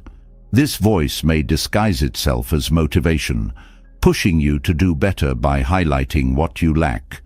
But instead of building confidence, it erodes it, creating a fear of failure that keeps you from taking risks. By identifying this voice, you create space to challenge it, replacing criticism with encouragement. Self-compassion invites you to see failure not as a reflection of your worth, but as a natural part of learning and growth. When you approach mistakes with kindness, you shift from self-punishment to self-improvement. This perspective doesn't excuse errors, but uses them as opportunities for reflection and progress. Fear begins to dissolve when you trust that failure is a step forward, not a defining moment of inadequacy. Many people struggle with self-compassion because they confuse it with self-pity or weakness. However, self-compassion is an active and intentional practice. It requires courage to face your fears and shortcomings without turning away. It also demands a willingness to treat yourself with the same kindness you would offer a close friend. This kindness doesn't diminish accountability. It enhances it by fostering a supportive inner environment where growth feels safe. Fear often takes root in comparison. The belief that you should be further along, more successful, or less flawed than others creates a constant sense of inadequacy. Self-compassion shifts your focus from comparison to connection, reminding you that struggle is a universal human experience. This shared understanding reduces the isolation that fear thrives on, replacing it with a sense of belonging and solidarity. One of the most profound aspects of self-compassion is its ability to soothe the physical effects of fear. When anxiety arises, the body reacts with tension, a racing heart, and shallow breathing. Self-compassion helps you recognize these sensations as natural responses rather than signs of failure. By responding to your body with care, through deep breaths, gentle words, or a calming presence, you teach yourself to feel safe, even in moments of fear. Mindfulness is an essential component of self-compassion. By staying present with your thoughts and emotions, you can observe fear without becoming consumed by it. Mindfulness teaches you to approach your inner experience with curiosity rather than judgment, creating a sense of space where self-compassion can thrive. This practice helps you break the habit of spiraling into self-criticism when fear arises. Another powerful tool is self-kindness in action. This can take many forms. Allowing yourself to rest when you're tired, setting boundaries to protect your well-being, or celebrating small victories instead of focusing on perceived shortcomings. Each act of kindness reinforces the message that you are worthy of care and respect, reducing fear's hold over your choices and perceptions. Gratitude can also deepen self-compassion. By focusing on what you appreciate about yourself, your strengths, efforts, and resilience, you counteract the negativity bias that fuels fear and self-judgment. Gratitude helps you see yourself through a more balanced lens, acknowledging both your challenges and your triumphs. Self-compassion also involves letting go of perfectionism, the belief that you must always succeed, never make mistakes, or meet impossibly high standards creates a constant state of fear. Self-compassion allows you to embrace your imperfections as part of your humanity. This acceptance doesn't mean settling for less, but striving with the understanding that your worth is not tied to your achievements. Forgiveness is another vital aspect of self-compassion. Many fears are rooted in past experiences, failures, regrets, or moments when you felt you fell short. Holding on to these memories with judgment keeps fear alive, as it becomes tied to a fear of repeating the past. Forgiveness frees you from this cycle, allowing you to learn from your experiences without being defined by them. Boundaries are an often overlooked aspect of self-compassion. Fear of disappointing others or being judged can lead to overcommitment and burnout. Setting boundaries is an act of self-respect that communicates your needs and limits. This practice reduces fear by creating a sense of safety and balance, allowing you to prioritize your well-being without guilt. Developing self-compassion is a journey, not a destination. It requires practice and patience, especially if you're accustomed to self-criticism.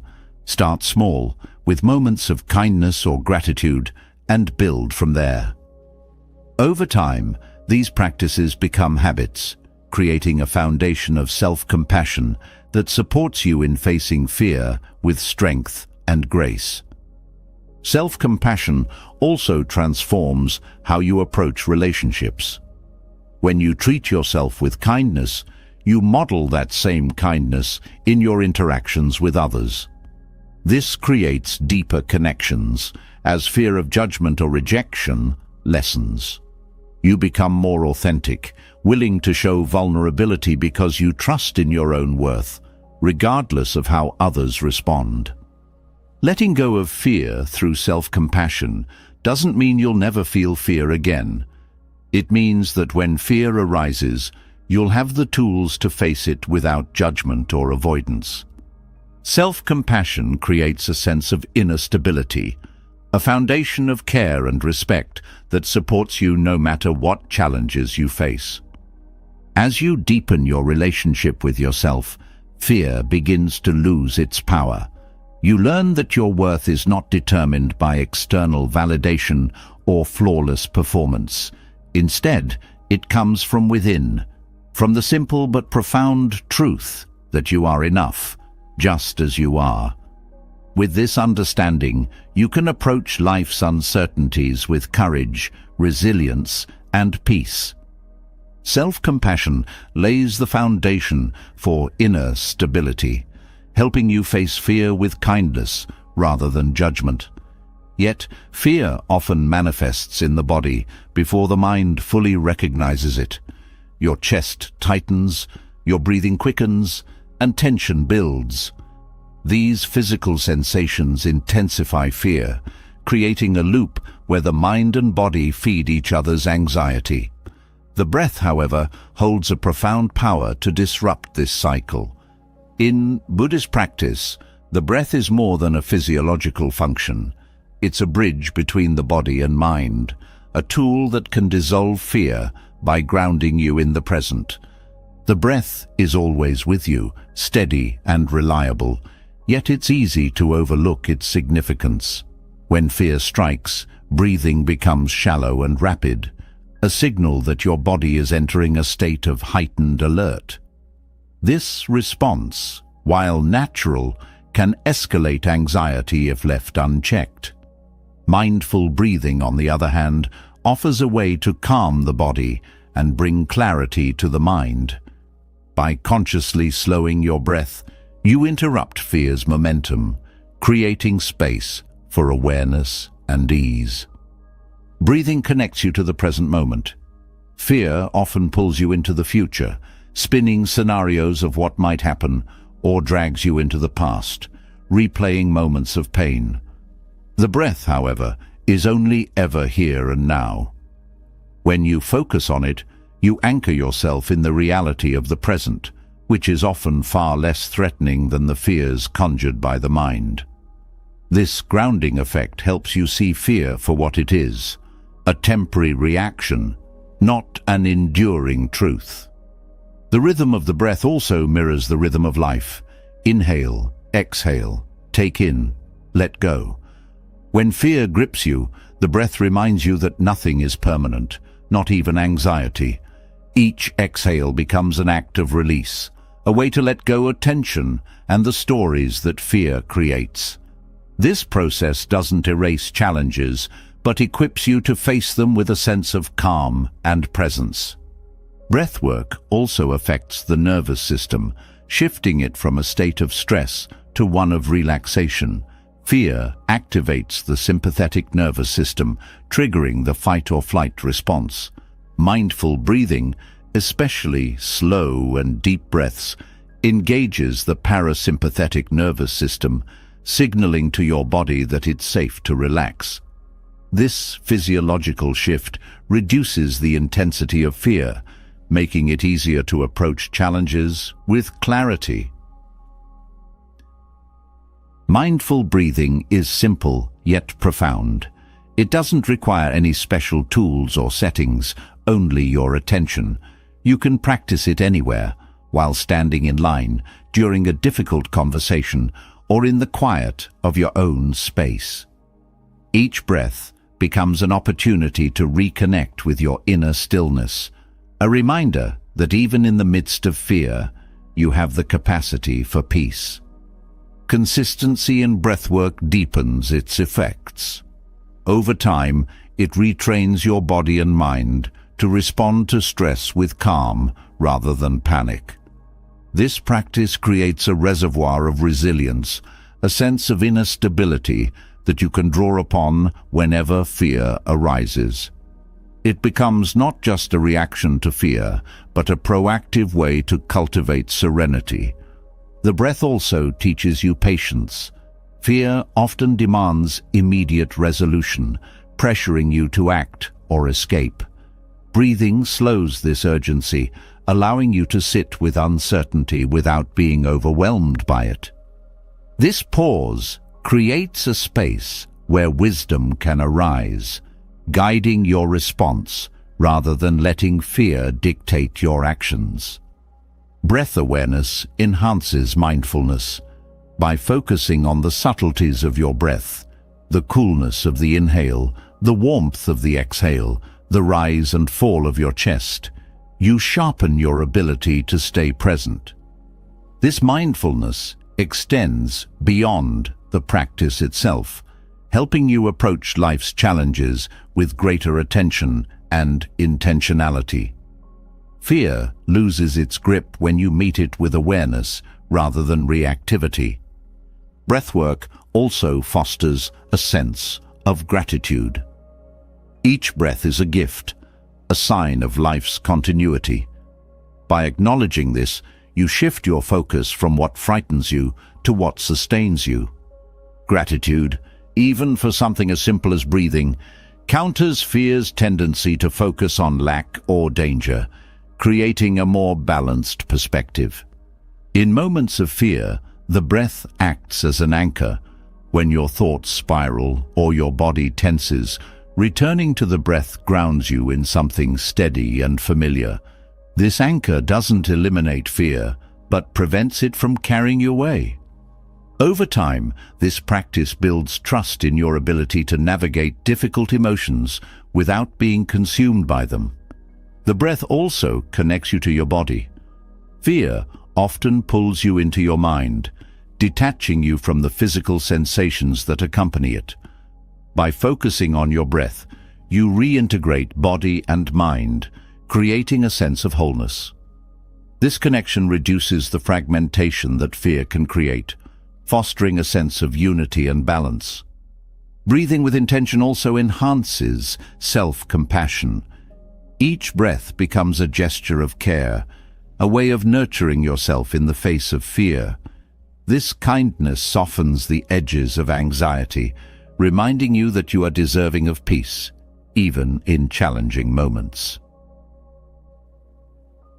Incorporating breathwork into your daily routine amplifies its benefits, whether it's through formal meditation or brief moments of awareness throughout the day. Regular practice strengthens your ability to remain calm under pressure. This consistency transforms mindful breathing from a reactive tool to a foundational habit, one that supports you in all aspects of life. Breathwork also invites you to explore the spaciousness within yourself. Fear often feels all-consuming, but the breath reminds you that there is more to you than your anxiety. With each inhale and exhale, you tap into a deeper sense of presence, one that transcends fear and connects you to your inner strength. As you deepen your relationship with your breath, fear begins to lose its immediacy. It becomes less of a threat and more of a signal, a call to return to the present, to reconnect with yourself, and to approach life with openness and courage. This practice doesn't eliminate challenges, but equips you to meet them with clarity, resilience, and peace. Through the breath, you discover a profound truth. You are not your fear. Fear is a passing experience, but the breath is a constant companion, always guiding you back to stillness. With this foundation, you can approach the storms of life with a calm heart, knowing that you have the tools to weather them. The breath serves as a gateway to calm, anchoring you in the present and reminding you of your inner strength. Yet, life's storms often require more than a moment of stillness. They demand the cultivation of equanimity, a deep and lasting stability that allows you to face challenges without being consumed by fear or despair. Equanimity is not about suppressing emotions or ignoring difficulties. It's about maintaining balance, no matter how turbulent the circumstances, and responding to life's uncertainties with clarity and courage. Equanimity begins with perspective. Fear often narrows your vision, making challenges appear larger and more overwhelming than they truly are. By cultivating a broader perspective, you can see difficulties as part of a larger picture rather than insurmountable obstacles. This shift reduces their emotional weight, allowing you to approach them with calm and reason. Perspective doesn't dismiss challenges. It helps you place them within the context of your resilience and resources. Acceptance is a cornerstone of equanimity. Resistance to life's challenges often intensifies fear and stress, as you expend energy fighting against what cannot be changed. Acceptance doesn't mean passivity or giving up. It means acknowledging reality as it is, without unnecessary judgment or resistance. When you accept what is beyond your control, you free yourself to focus on what you can influence, cultivating a sense of calm and agency. Equanimity also involves cultivating emotional balance. Fear often triggers reactive emotions like anger, frustration, or despair, which can cloud judgment and exacerbate challenges. Emotional balance doesn't mean suppressing these feelings. It means recognizing and managing them with mindfulness. By observing your emotions without judgment, you create space to respond thoughtfully rather than reacting impulsively. This practice builds inner stability, allowing you to navigate life's ups and downs with greater ease. One powerful way to develop equanimity is through the practice of gratitude. Gratitude shifts your focus from what is lacking or challenging to what is present and sustaining. Even amid difficulties, there are always moments of light, small acts of kindness, lessons learned, or inner strengths revealed. By cultivating gratitude, you balance the weight of challenges with the recognition of life's gifts, fostering a sense of peace and resilience. Self-awareness is essential for equanimity. Many fears and anxieties stem from unexamined beliefs, assumptions, or habits. By turning inward with curiosity, you can identify the patterns that fuel stress and begin to shift them. Self-awareness helps you understand your triggers and responses, allowing you to approach challenges with greater clarity and intention. This awareness is not about self-criticism, but about understanding yourself deeply, which strengthens your ability to remain calm and composed. Mindfulness continues to be a vital tool in building equanimity. By staying present, you break the habit of catastrophizing about the future or dwelling on past mistakes. Mindfulness helps you engage with life as it unfolds, moment by moment, without becoming overwhelmed by fear or regret. This presence allows you to respond to challenges with clarity, seeing them as they are rather than as your fears project them to be. Patience is another cornerstone of equanimity. Fear often arises from the desire for immediate resolution or certainty, creating a sense of urgency that amplifies stress. Patience teaches you to sit with uncertainty, trusting that clarity and solutions will emerge in time. This practice doesn't mean inaction, but rather approaching challenges with steadiness and trust, knowing that haste often leads to mistakes or missed opportunities. Equanimity also involves letting go of attachment to outcomes. When you tie your sense of peace to specific results, you set yourself up for disappointment and anxiety. By focusing on your efforts rather than the results, you free yourself from the fear of failure. This shift allows you to approach challenges with an open mind, ready to adapt and learn, rather than clinging to a fixed idea of success. Compassion, both for yourself and others, strengthens equanimity. Fear often isolates, creating a sense of disconnection from yourself and those around you. Compassion bridges this gap, reminding you that struggle is a shared human experience. When you approach challenges with compassion, you reduce self-judgment and build a sense of solidarity, fostering resilience and balance. Equanimity doesn't mean being unaffected by life's challenges.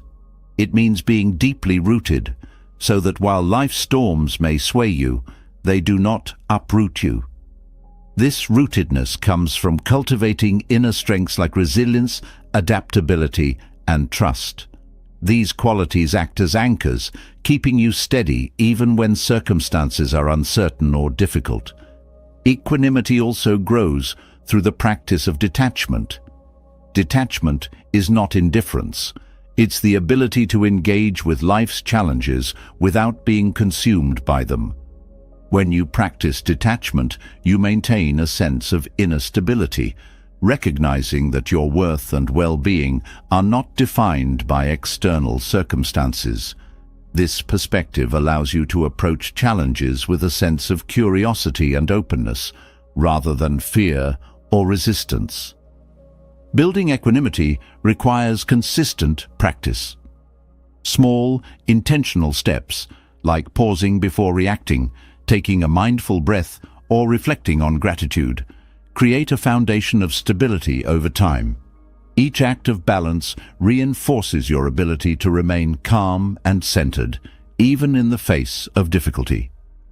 This practice is not about perfection, but progress, cultivating a sense of peace that grows with each moment of mindfulness and effort. The practice of equanimity also involves nurturing a sense of trust in life's flow. Fear often arises from the belief that you must control or anticipate every outcome. Trust reminds you that life, while unpredictable, often provides what you need to grow and learn. This trust doesn't eliminate challenges, but transforms how you face them, replacing fear with a sense of openness and curiosity.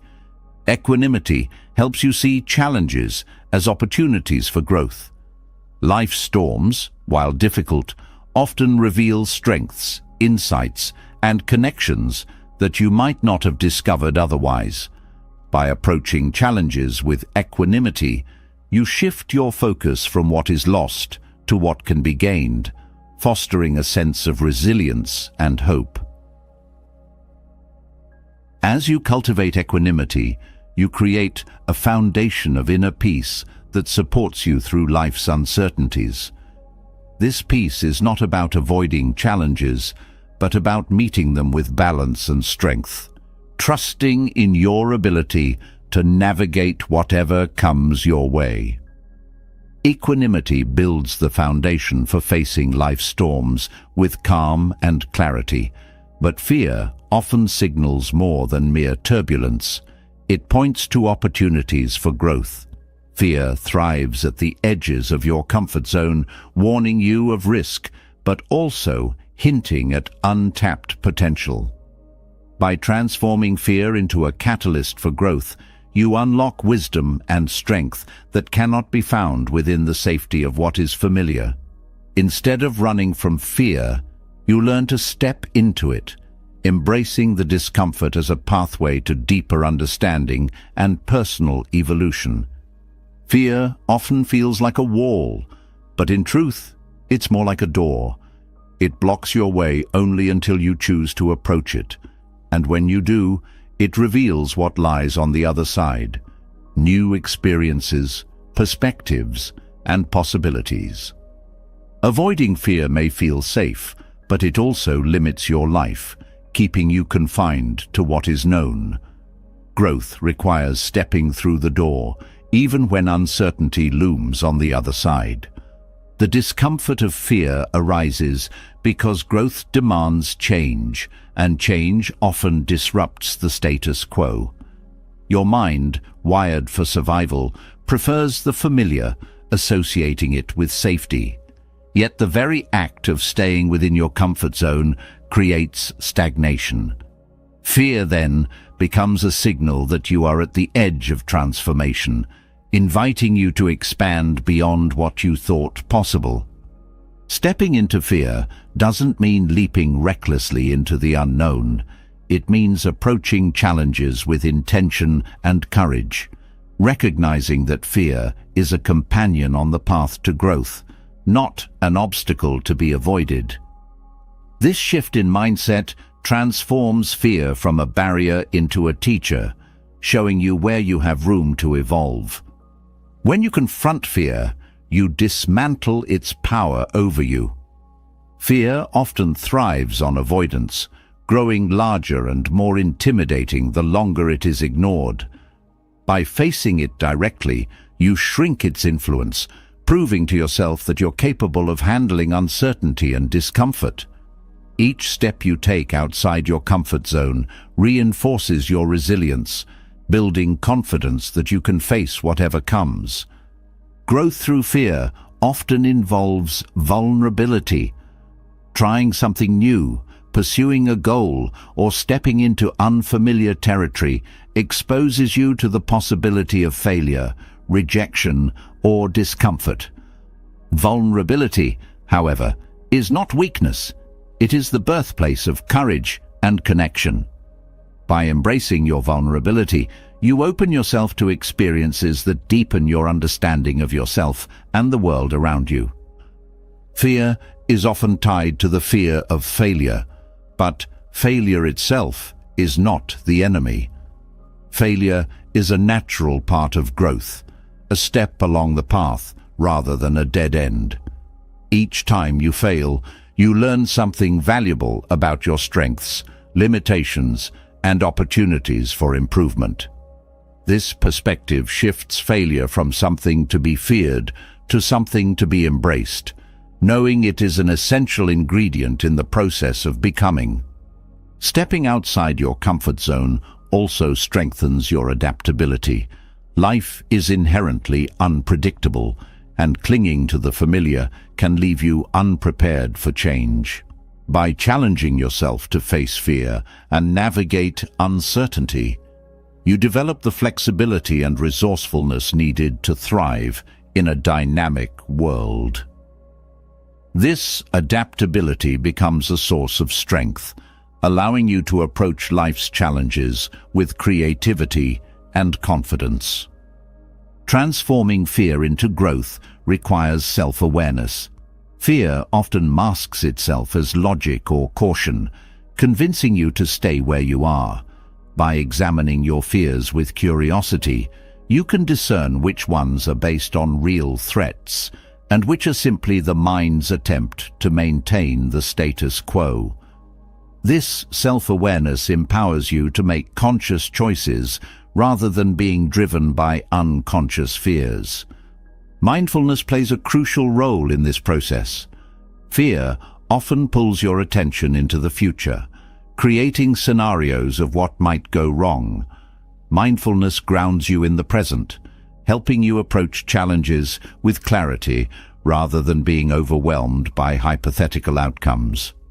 By staying present, you can respond to fear with intention, seeing it as a signal to explore rather than retreat.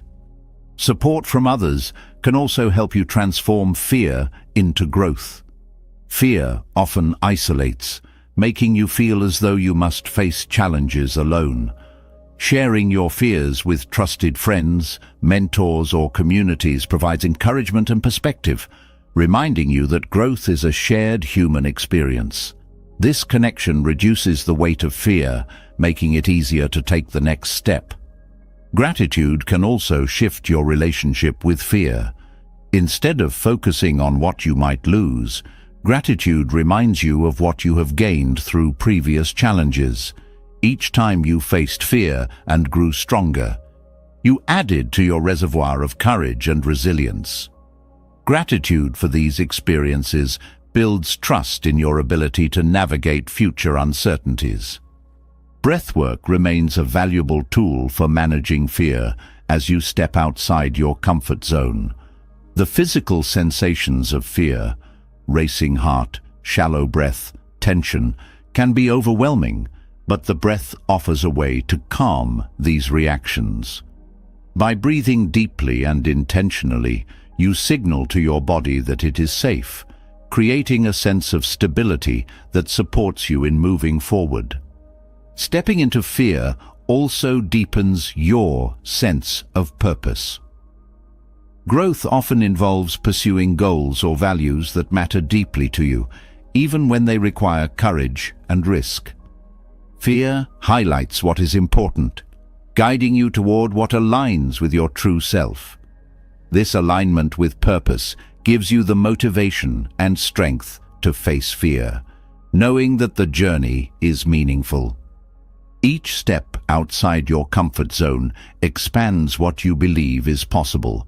What once felt intimidating becomes familiar, creating a new baseline of confidence.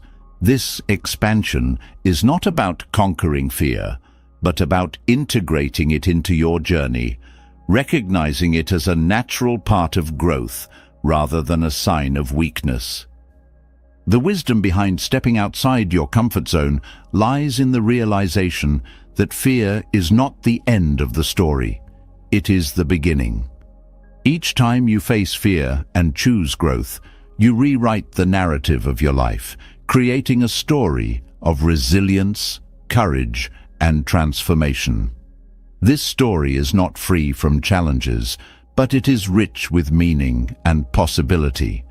Stepping outside your comfort zone reveals how growth often requires trust in the flow of life. Yet, there's a deeper lesson to uncover: how forcing outcomes can disrupt that flow and create unnecessary resistance.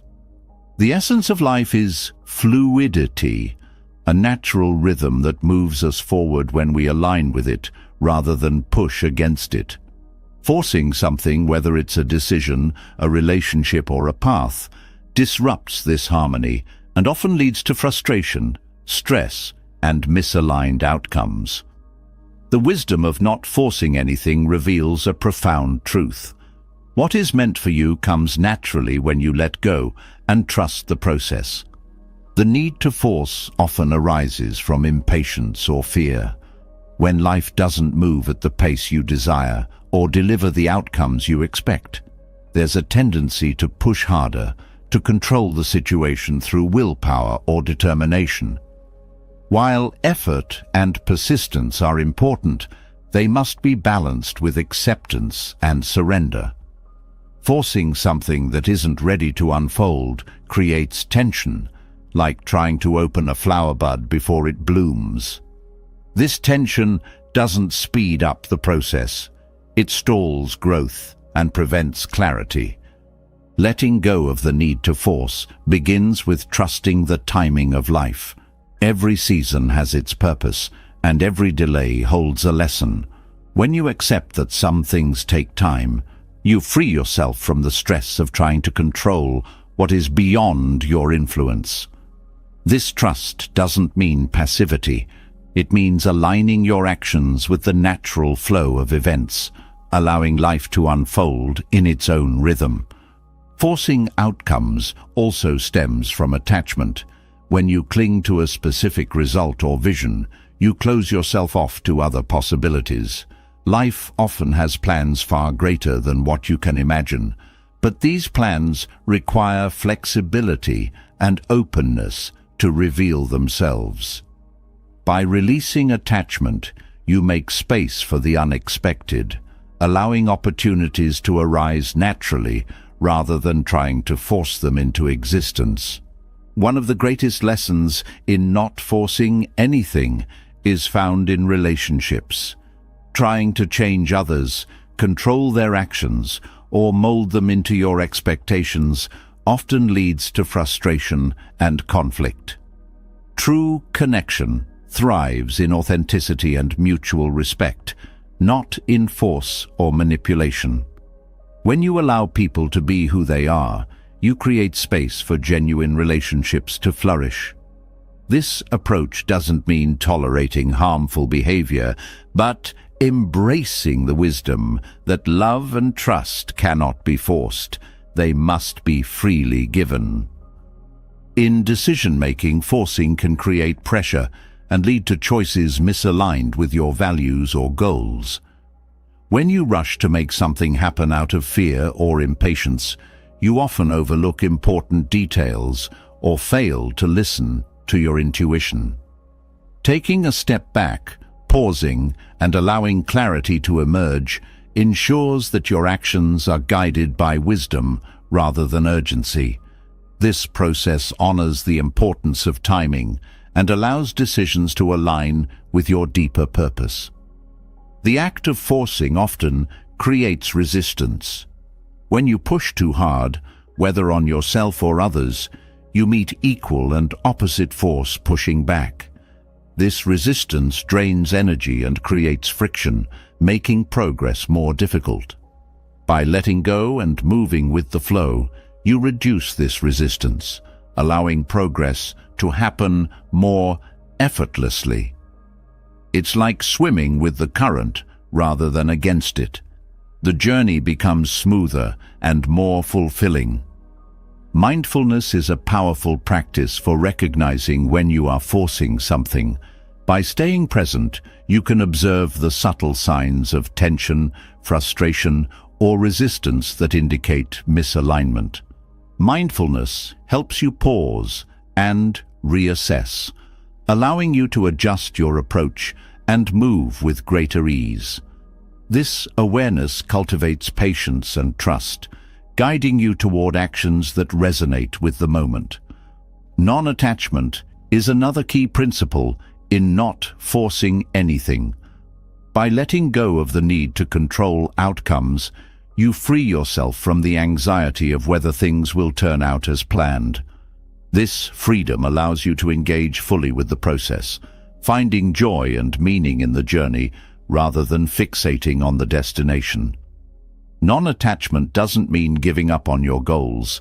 It means pursuing them with an open heart and a willingness to adapt. Gratitude shifts your perspective from what isn't happening to what is already unfolding. When you focus on what you have rather than what you think you need, you reduce the urge to force situations. Gratitude fosters contentment and trust, reminding you that life's gifts come in their own time and form. This practice helps you approach life with a sense of abundance rather than lack.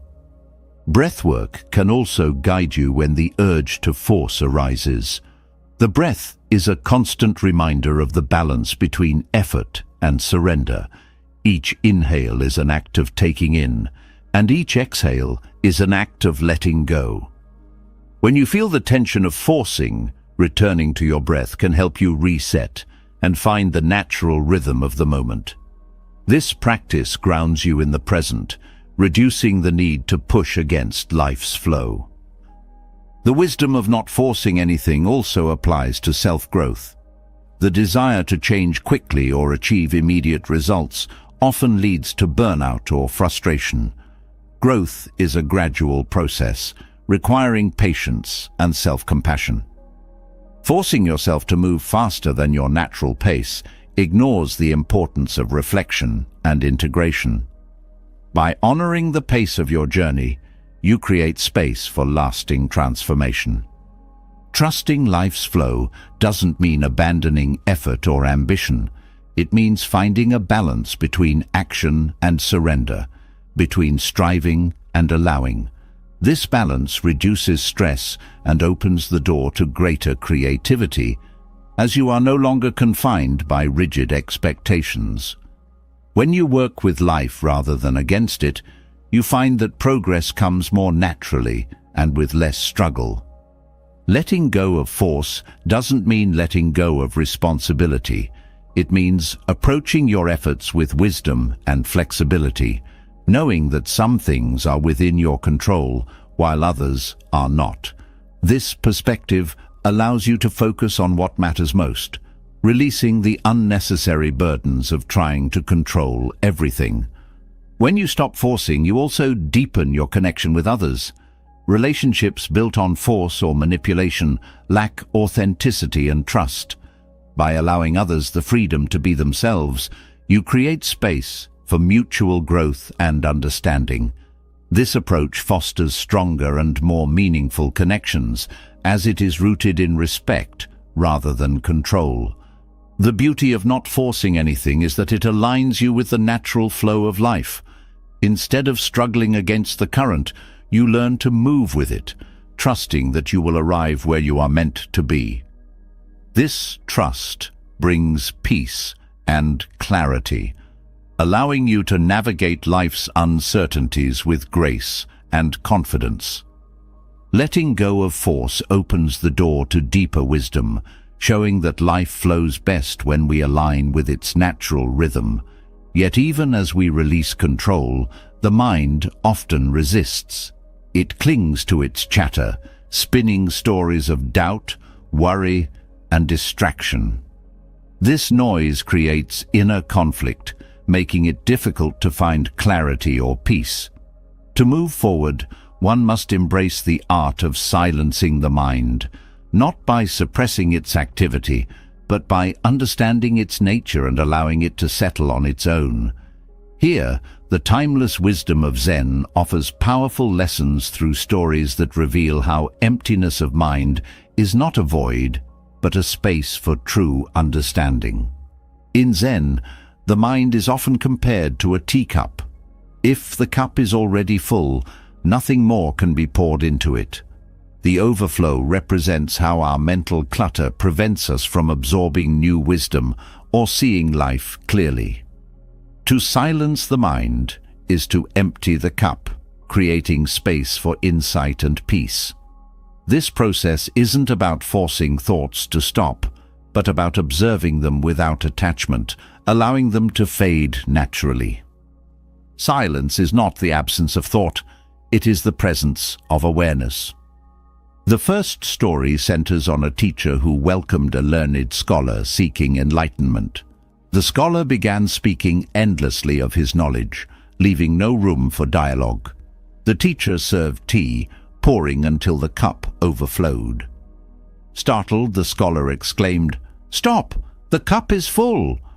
The teacher smiled, replying, "Like this cup, your mind is full. How can I teach you unless you first empty it?" The lesson is clear. The mind must let go of its rigid certainties to make room for growth. Silence creates that space, allowing us to release the need to know everything and embrace the wisdom of not knowing. Another Zen story speaks of a farmer whose horse ran away. Neighbors sympathized, saying, "What bad luck?" The farmer calmly replied, "Maybe." Later, the horse returned with a group of wild horses. "What good fortune," they said. Again he replied, "Maybe." When his son broke his leg taming a horse, they exclaimed, "How terrible!" He answered, "Maybe." Shortly after, soldiers came to recruit for war, but left his son due to the injury.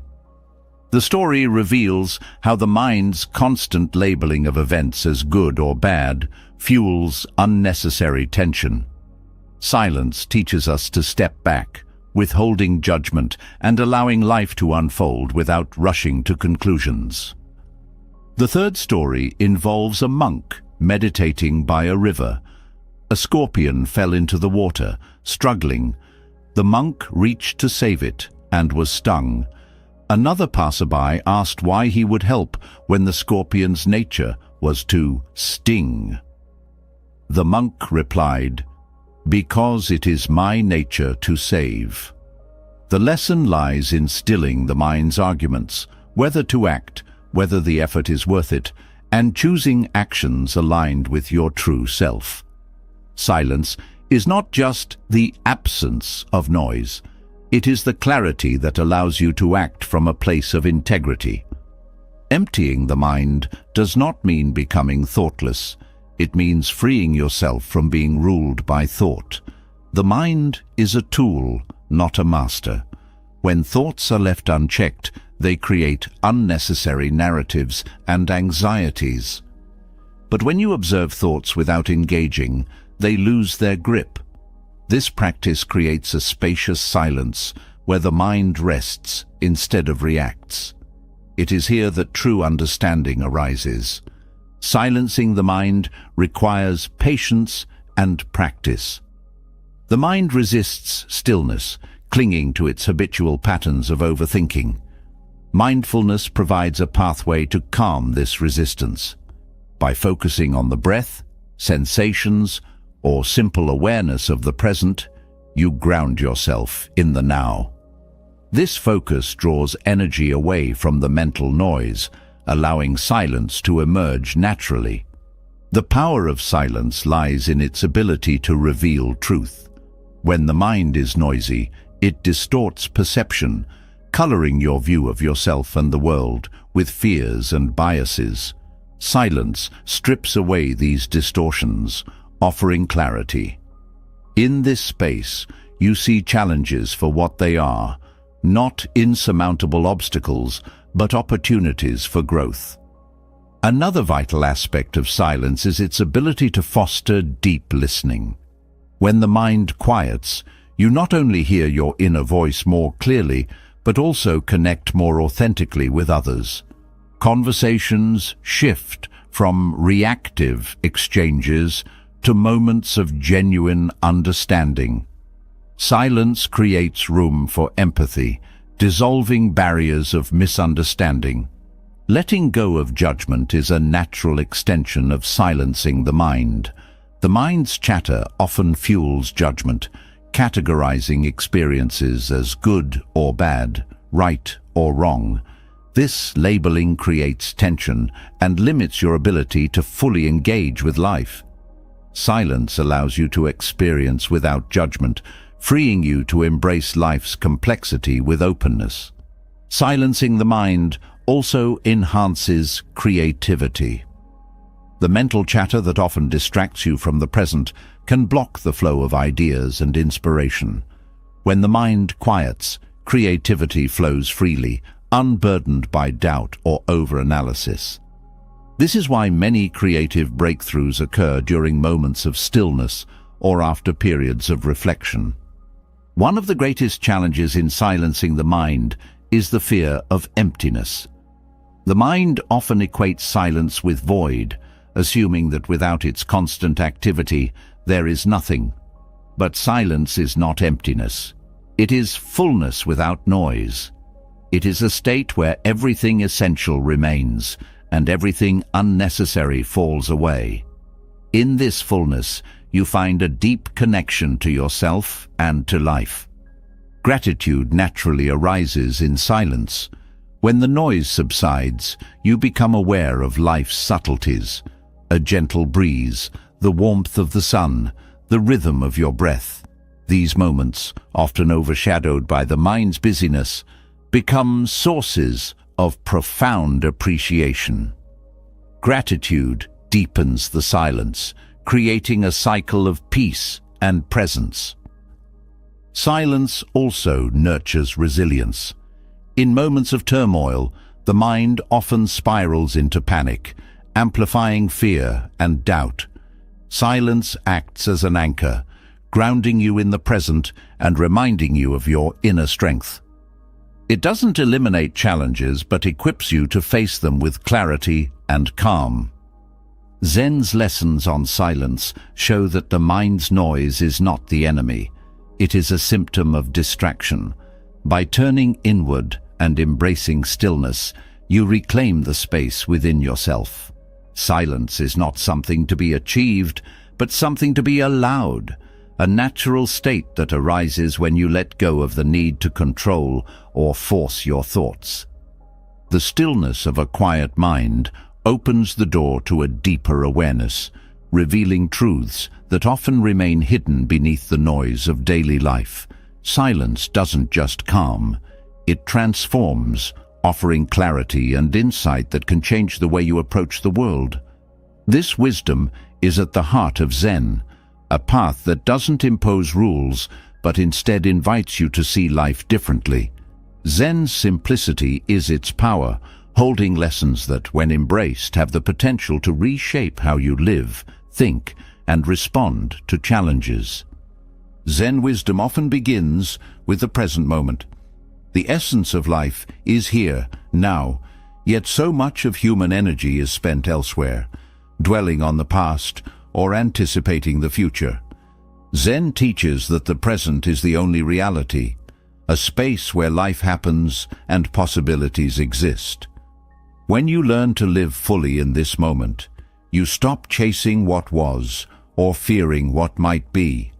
This shift grounds you, allowing you to approach life with a sense of peace and immediacy. The more you engage with the present, the less power fear and regret hold over you. Another profound teaching in Zen is the art of letting go. Attachment creates suffering, as clinging to people, outcomes, or possessions binds you to fear of loss. Letting go doesn't mean apathy or detachment from life. It means releasing the need to control and allowing life to flow naturally. When you let go, you create space for freedom and joy, discovering that peace comes not from holding on, but from trusting the process. Zen wisdom emphasizes the importance of simplicity. Life becomes complicated not because of its nature, but because of how it is approached. Adding layers of expectation, judgment, and distraction obscures the beauty of what is already there. Simplifying doesn't mean giving up or doing less. It means seeing clearly, removing the unnecessary so that the essential can shine. This practice doesn't just declutter your surroundings, but also your mind, making space for greater clarity and peace. The practice of mindfulness is central to Zen. Mindfulness isn't just a momentary focus, it's a way of being fully present in every aspect of life. Whether eating, walking, or engaging in conversation, mindfulness transforms the ordinary into something profound. It teaches you to appreciate the details, to notice what you might otherwise overlook. This attention deepens your connection to life, creating a sense of fulfillment that doesn't depend on external achievements. Zen also teaches the value of embracing uncertainty. Life's unpredictability often fuels anxiety, as the mind seeks to control or predict what cannot be controlled. Instead of resisting uncertainty, Zen invites you to welcome it as an integral part of existence. When you stop fighting against the unknown, you discover a sense of freedom and openness. This acceptance doesn't mean passivity, but an active engagement with life as it unfolds, trusting in your ability to navigate whatever arises. Compassion is another cornerstone of Zen wisdom. Compassion begins with the self, offering kindness and understanding rather than judgment. This inner compassion extends outward, creating deeper connections with others. Zen teaches that compassion is not just a feeling, but a practice, a way of interacting with the world that fosters healing and harmony. By approaching life with compassion, you transform not only how you see others, but also how you see yourself. The idea of impermanence is a recurring theme in Zen. Nothing lasts forever: joy, sorrow, success, failure. This truth can feel unsettling but also liberating. When you embrace impermanence, you stop clinging to what is fleeting, allowing yourself to experience life fully without fear of its ending. This perspective encourages gratitude for the present and helps you approach challenges with resilience, knowing that they too will pass. Zen wisdom also highlights the importance of patience. In a world that prizes speed and instant results, patience offers a counterbalance, teaching you to trust the natural unfolding of events. Patience doesn't mean waiting passively. It means staying present and engaged without forcing outcomes. This practice cultivates a sense of calm and steadiness, allowing you to move through life with grace rather than urgency. Silence, simplicity, mindfulness and compassion are not abstract concepts in Zen. They are practices woven into daily life. Each moment becomes an opportunity to live these teachings, to deepen your connection to yourself and the world. Zen wisdom doesn't offer quick fixes or guarantees. It offers a way of seeing and being that transforms how you experience life. These lessons are not about changing the world around you, but changing how you perceive and interact with it. Zen invites you to step into life fully, not by doing more, but by being more. More present, more open, more compassionate. Its wisdom doesn't impose but reveals, showing that the answers you seek are already within you, waiting to be uncovered. Zen's lessons offer clarity and calm, revealing the profound wisdom already within you. But even as this clarity emerges, the mind often carries residue, thoughts, patterns and beliefs that cloud your ability to fully embrace the present. This mental clutter acts like toxins, weighing you down and obscuring your path.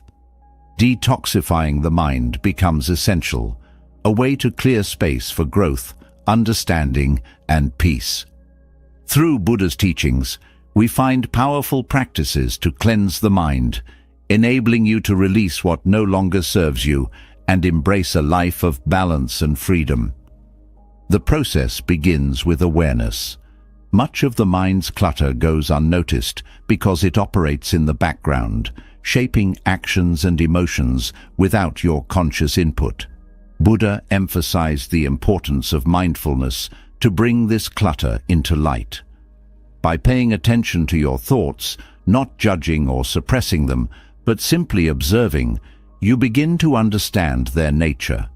Awareness allows you to identify patterns that perpetuate negativity or fear, creating the first step toward release. A crucial element of mental detoxification is letting go of resentment. Holding on to anger or bitterness is like drinking poison and expecting someone else to suffer. Resentment traps you in a cycle of past grievances, stealing your peace and anchoring your mind in negativity. Forgiveness, as taught by Buddha, is not about excusing harmful actions, but about freeing yourself from their grip. When you forgive, you reclaim energy and space within your mind for peace and clarity. It's a practice of compassion for yourself as much as for others. The practice of right speech is another powerful way to detoxify the mind. Words carry energy, and speaking carelessly or negatively can fill your mind with the residue of harmful intentions. Buddha taught that mindful speech, words that are truthful, kind and necessary, purifies both your inner and outer worlds.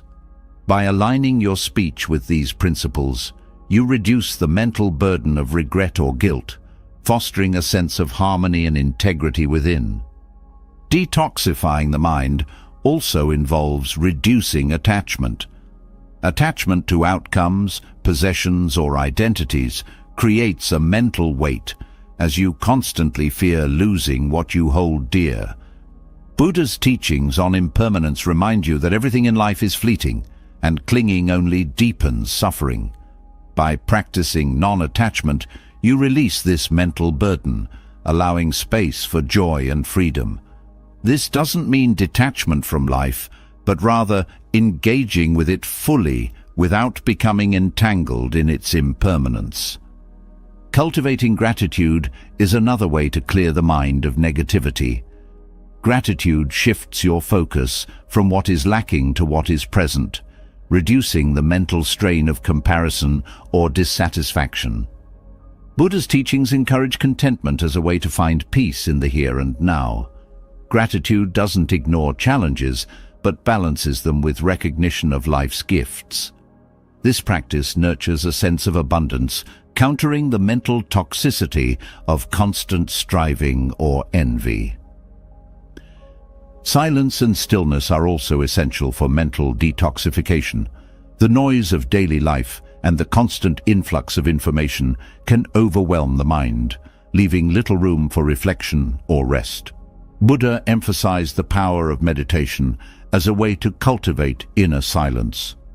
This stillness doesn't suppress thoughts, but allows them to settle naturally, like sediment in water. As the mind clears, you gain clarity and insight, reconnecting with your inner wisdom. Letting go of judgment is another step in detoxifying the mind. The tendency to judge yourself or others creates mental tension, as it often stems from fear or insecurity. Buddha taught that judgment clouds perception, preventing you from seeing things as they truly are. By practicing acceptance, you release the need to judge, creating space for understanding and connection. This shift fosters peace, as the mind no longer carries the weight of criticism. Mindful breathing serves as a powerful tool in this process. The breath acts as a bridge between the body and mind, grounding you in the present and calming the mental noise. Buddha's teachings on the breath emphasize its role in cultivating awareness and reducing anxiety. Each breath becomes an act of release, letting go of thoughts and emotions that no longer serve you. This simple yet profound practice detoxifies the mind, restoring balance and calm. Compassion, both for yourself and others, further supports mental detoxification. Negative thoughts often arise from a lack of compassion toward your mistakes, toward those who have wronged you, or toward life's imperfections. Buddha's teachings encourage metta, or loving kindness, as a way to counter these thoughts. Compassion dissolves anger, fear, and judgment, replacing them with understanding and connection. This practice purifies the mind, creating a foundation for peace and resilience. Finally, aligning your actions with your values detoxifies the mind by reducing inner conflict. When your actions are out of sync with your beliefs, the mind struggles with guilt, regret, or confusion. Buddha's teachings on the Eightfold Path provide guidance for ethical living, helping you act in ways that support harmony within yourself and with others. This alignment creates a sense of integrity, clearing the mental clutter that arises from dissonance. Through these teachings, the process of detoxifying the mind becomes a journey of release and renewal. It's not about achieving perfection, but about creating space for peace, clarity, and growth. Detoxifying the mind creates space for clarity, but true peace often depends on how you respond to the challenges and emotions life brings. The moments that test you, the sharp words, the unexpected setbacks, the internal conflicts, are where Buddhist wisdom shines most brightly. The power of not reacting transforms these challenges into opportunities for growth. By learning to control your emotions, you cultivate inner strength, breaking free from the patterns of impulsive reactions that often lead to regret or suffering. This practice is not about suppressing feelings, but understanding them deeply and choosing a response rooted in wisdom and compassion. The foundation of not reacting lies in awareness. When an emotion arises, it can feel like a wave, sudden and overwhelming. Without awareness, this wave carries you, pushing you into actions or words that you later regret. Awareness allows you to pause, to see the wave for what it is, a temporary surge of energy rather than an unstoppable force. This pause creates a space where you can choose how to respond instead of being driven by the emotion. Buddha's teachings emphasize that emotions are not the enemy. Anger, fear, sadness, and joy are all natural parts of the human experience. Problems arise not from the emotions themselves, but from the way they're handled. Reacting impulsively often magnifies the original emotion, creating cycles of misunderstanding, conflict, or inner turmoil. By observing emotions without immediately reacting, you break these cycles, reducing their intensity and impact. Breath awareness is a powerful tool in controlling reactions. The breath mirrors your emotional state, quickening when you're angry, tightening when you're afraid, softening when you're calm. By focusing on your breath, you anchor yourself in the present moment, reducing the hold of the emotion. This practice doesn't eliminate feelings, but gives you the steadiness to engage with them thoughtfully. Not reacting also involves understanding the impermanence of emotions. No matter how strong an emotion feels in the moment, it will pass, just like waves returning to the ocean. Reacting impulsively often gives emotions a permanence they don't naturally have, as your reactions create lasting consequences. By sitting with emotions rather than acting on them, you allow them to flow through you without leaving unnecessary damage in their wake. Compassion plays a key role in controlling reactions, especially when dealing with anger or frustration toward others. It's easy to react defensively when you feel wronged, but compassion helps you see beyond the surface.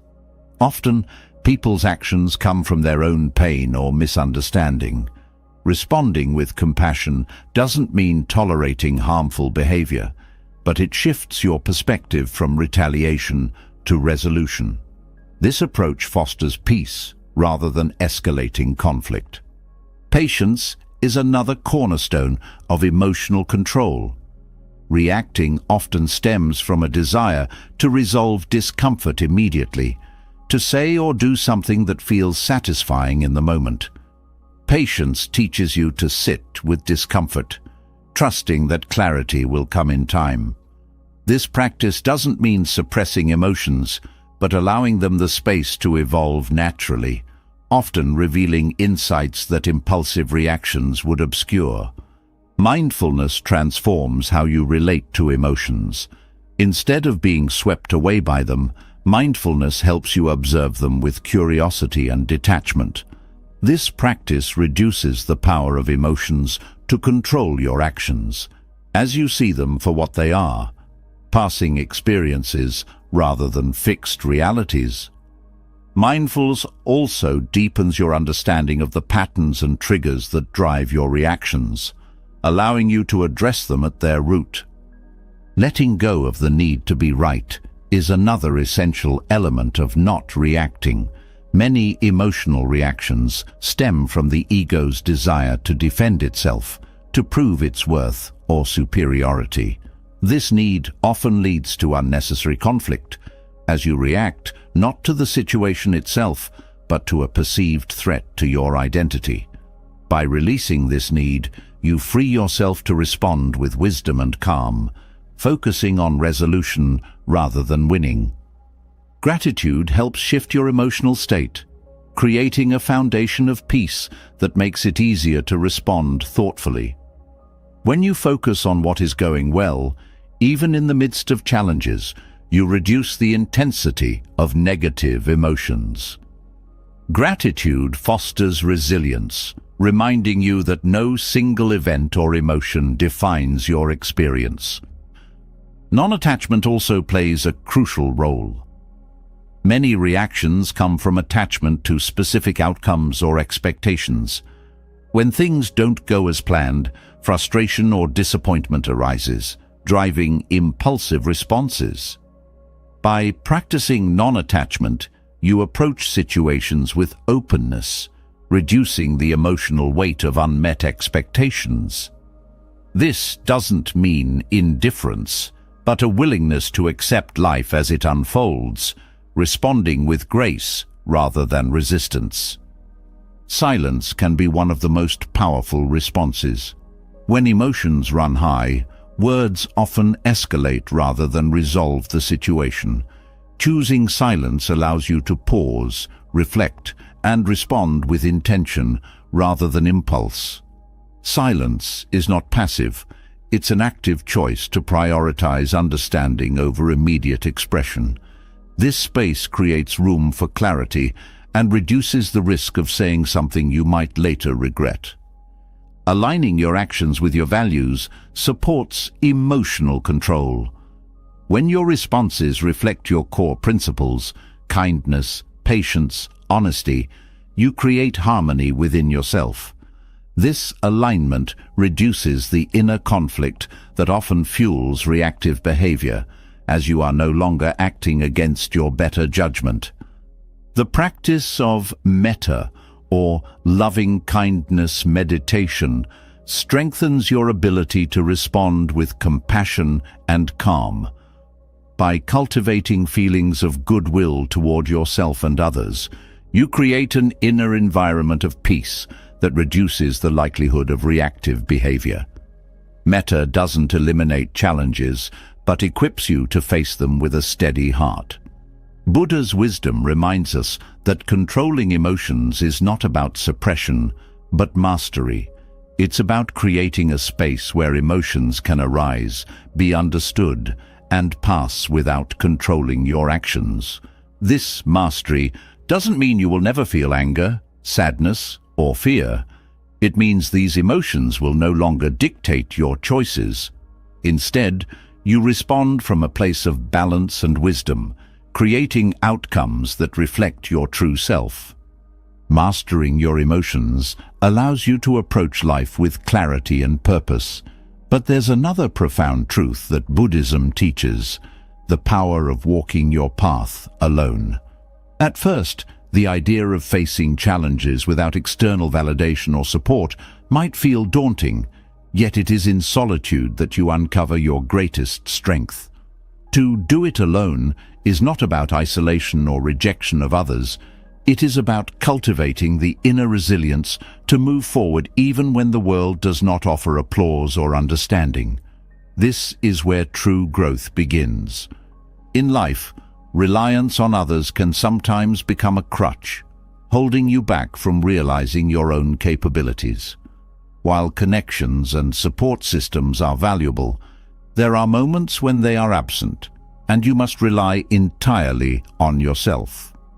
These moments test your strength, forcing you to confront your fears, doubts, and limitations head-on.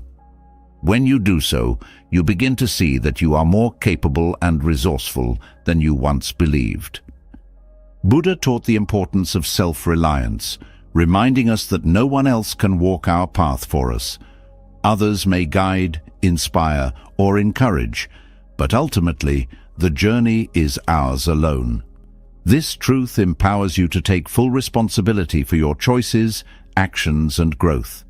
It shifts your focus from external blame or dependence to internal accountability, freeing you to move forward on your terms. Doing it alone also requires a deep sense of trust in yourself. Doubt often arises when you feel unsupported, whispering that you are not enough or that you cannot succeed without help. Trust counters this doubt, reminding you of your inner strength and wisdom. This trust doesn't come from arrogance, but from the quiet confidence that grows with each step you take, even when the path is uncertain. Solitude is not emptiness. It is space for self-discovery. When you remove the distractions of external noise, whether it's opinions, expectations, or comparisons, you create room to hear your own voice. This voice, often drowned out by the world, carries the wisdom you need to navigate life's challenges. Solitude teaches you to listen to yourself, to trust your intuition, and to act from a place of authenticity. Walking your path alone also strengthens your resilience. Challenges feel heavier when you look to others to carry them with you, and disappointment arises when they cannot. By embracing solitude, you learn to bear your burdens with grace, discovering that they are not as insurmountable as they seemed. Each challenge you face alone becomes a lesson in perseverance, building the mental and emotional toughness needed to navigate life's uncertainties. Freedom arises when you stop waiting for others to validate or join your journey. Often, people delay their goals or dreams, waiting for the right partner, mentor, or team to appear. While collaboration has its place, some paths are meant to be walked alone. When you let go of the need for external validation, you free yourself to act boldly and without hesitation. This freedom is not about disregarding others, but about recognizing that your worth and purpose are not dependent on their presence. Self-discipline is a cornerstone of doing it alone. Without the accountability of others, it becomes your responsibility to stay committed to your goals and values. This discipline is not about rigid control, but about honoring the promises you make to yourself. Each time you follow through, you reinforce your trust in your own capabilities, making it easier to keep moving forward even when challenges arise. Clarity often emerges in solitude. When you are alone, free from the expectations or opinions of others, you can see your path more clearly. Solitude allows you to evaluate your priorities and align your actions with your true desires. This clarity is a gift, offering direction and focus that are difficult to find amidst the noise of the world. Doing it alone also fosters self-compassion. In solitude, you confront your fears, mistakes, and insecurities directly. These encounters can be uncomfortable, but they also teach you to treat yourself with kindness and understanding. Self-compassion becomes a source of strength, helping you move forward without being weighed down by self-criticism or doubt. Independence does not mean isolation. Even as you walk your path alone, you remain connected to the world. Buddha taught that the journey inward often deepens your connection to others, as it helps you see them not through the lens of need, but through the lens of shared humanity. Doing it alone allows you to engage with others from a place of wholeness rather than dependency. Gratitude also plays a role in this journey. When you embrace solitude, you begin to appreciate the moments of connection and support that do arise, seeing them as gifts rather than necessities. This gratitude enriches your relationships, as it shifts your focus from what others owe you to what they offer freely. It reminds you that while you can walk your path alone, you are never truly alone in the grander sense. Walking your path alone often involves letting go of the fear of judgment. The fear of what others might think can be a powerful barrier, keeping you stuck in inaction or conformity. When you release this fear, you reclaim your freedom to act authentically, to pursue what matters most to you without hesitation. This courage transforms not only your actions, but also your sense of self-worth, as it is no longer tied to external approval. Patience is essential in this process. When you rely on yourself, progress can feel slower, as there are no shortcuts or external boosts. Patience teaches you to trust the journey, to recognize that each small step is a victory. This practice builds resilience as you learn to celebrate your progress without comparing it to others or seeking validation. Doing it alone fosters a profound sense of accomplishment. Each milestone you reach, each challenge you overcome, is a testament to your strength and determination.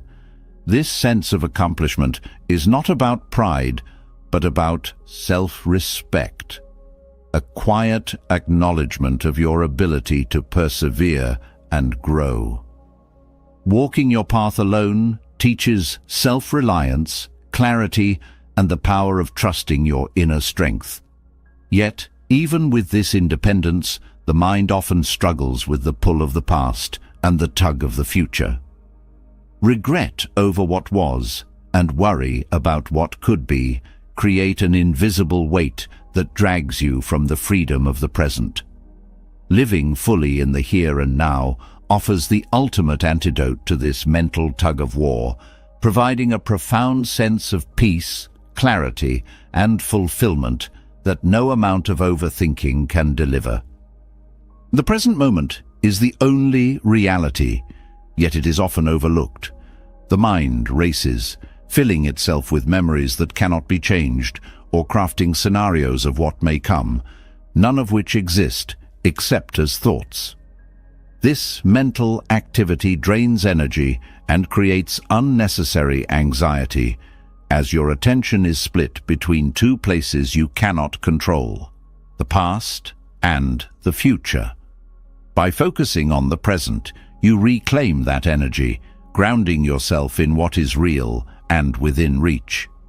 Living in the present doesn't mean ignoring the lessons of the past or neglecting plans for the future. It means using the past as a source of wisdom and the future as a space for intention, while fully engaging with the now. The present moment is where action happens, where change occurs, and where life unfolds. The more you focus on it, the more you align with the flow of life, reducing the friction caused by dwelling elsewhere. Anxiety thrives on what-ifs, spinning endless possibilities that rarely come to pass. The present moment cuts through this noise, offering clarity and simplicity. Here, there is no room for speculation, only what is as it is.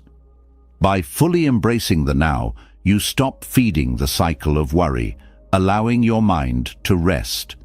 This rest isn't passive, it's a state of active presence where you engage fully with life as it happens. The breath serves as a powerful anchor to the present. Unlike the mind, which constantly moves between timelines, the breath is always in the now. Paying attention to your breath draws you back to this moment, grounding you in your body and surroundings. This practice not only calms the mind, but also enhances awareness, helping you notice the details of life that often go unnoticed in the rush of thought. Letting go of judgment is essential for living in the present. The mind often labels experiences as good or bad, creating resistance to what is. This resistance pulls you out of the moment as you dwell on why things are not as you wish them to be. By releasing judgment, you accept life as it unfolds, finding peace in its natural flow. This acceptance doesn't mean passivity, but a willingness to engage with life as it is, rather than as you think it should be. Gratitude naturally arises in the present. When you focus on what is happening now, you become aware of life's small but profound gifts: the warmth of the sun, the sound of laughter, the feeling of connection. Gratitude shifts your perspective from what is missing to what is here, reducing anxiety and fostering contentment. This practice deepens your sense of abundance, reminding you that the present holds more than enough. Living in the present also enhances relationships. When you are fully engaged in the now, you listen more deeply, connect more authentically, and respond with greater intention. The distractions of past grievances or future worries no longer cloud your interactions, allowing you to be fully present with others. This presence strengthens bonds, creating relationships built on genuine connection rather than distraction. Mindfulness transforms how you experience the present. Instead of rushing through moments, mindfulness invites you to savor them, whether it's the taste of a meal, the feel of the ground beneath your feet, or the sound of a friend's voice. Mindfulness enriches these experiences, turning the ordinary into something extraordinary. This depth of presence brings a sense of fulfillment that no external achievement can match. Fear often pulls you from the present, as the mind fixates on what might go wrong. Living in the now dissolves this fear, as it reminds you that you have the strength to face what is happening in this moment. The future is unknown, but the present is manageable. By focusing on what you can do now rather than what may come, you reduce fear's grip and regain your sense of agency. Non-attachment is another key to living in the present. Clinging to outcomes or resisting change keeps you tethered to the past or future, preventing you from fully engaging with now. Non-attachment frees you from this tether, allowing you to experience life as it unfolds. This freedom doesn't mean detachment from life, but a deeper connection to it, as you engage with each moment without the weight of expectation. Patience plays a vital role in embracing the present. The desire for immediate results often pulls you into the future, as you focus on what's next rather than what's now. Patience teaches you to trust the timing of life, to find contentment in the process rather than rushing toward the outcome. This practice cultivates a sense of calm and resilience, helping you stay grounded in the now. The present moment also fosters creativity. When the mind is no longer preoccupied with the past or future, it has the freedom to explore, imagine, and create. This creativity is not forced, but flows naturally, arising from a state of openness and curiosity. By living in the now, you tap into this flow, discovering insights and ideas that might otherwise remain hidden.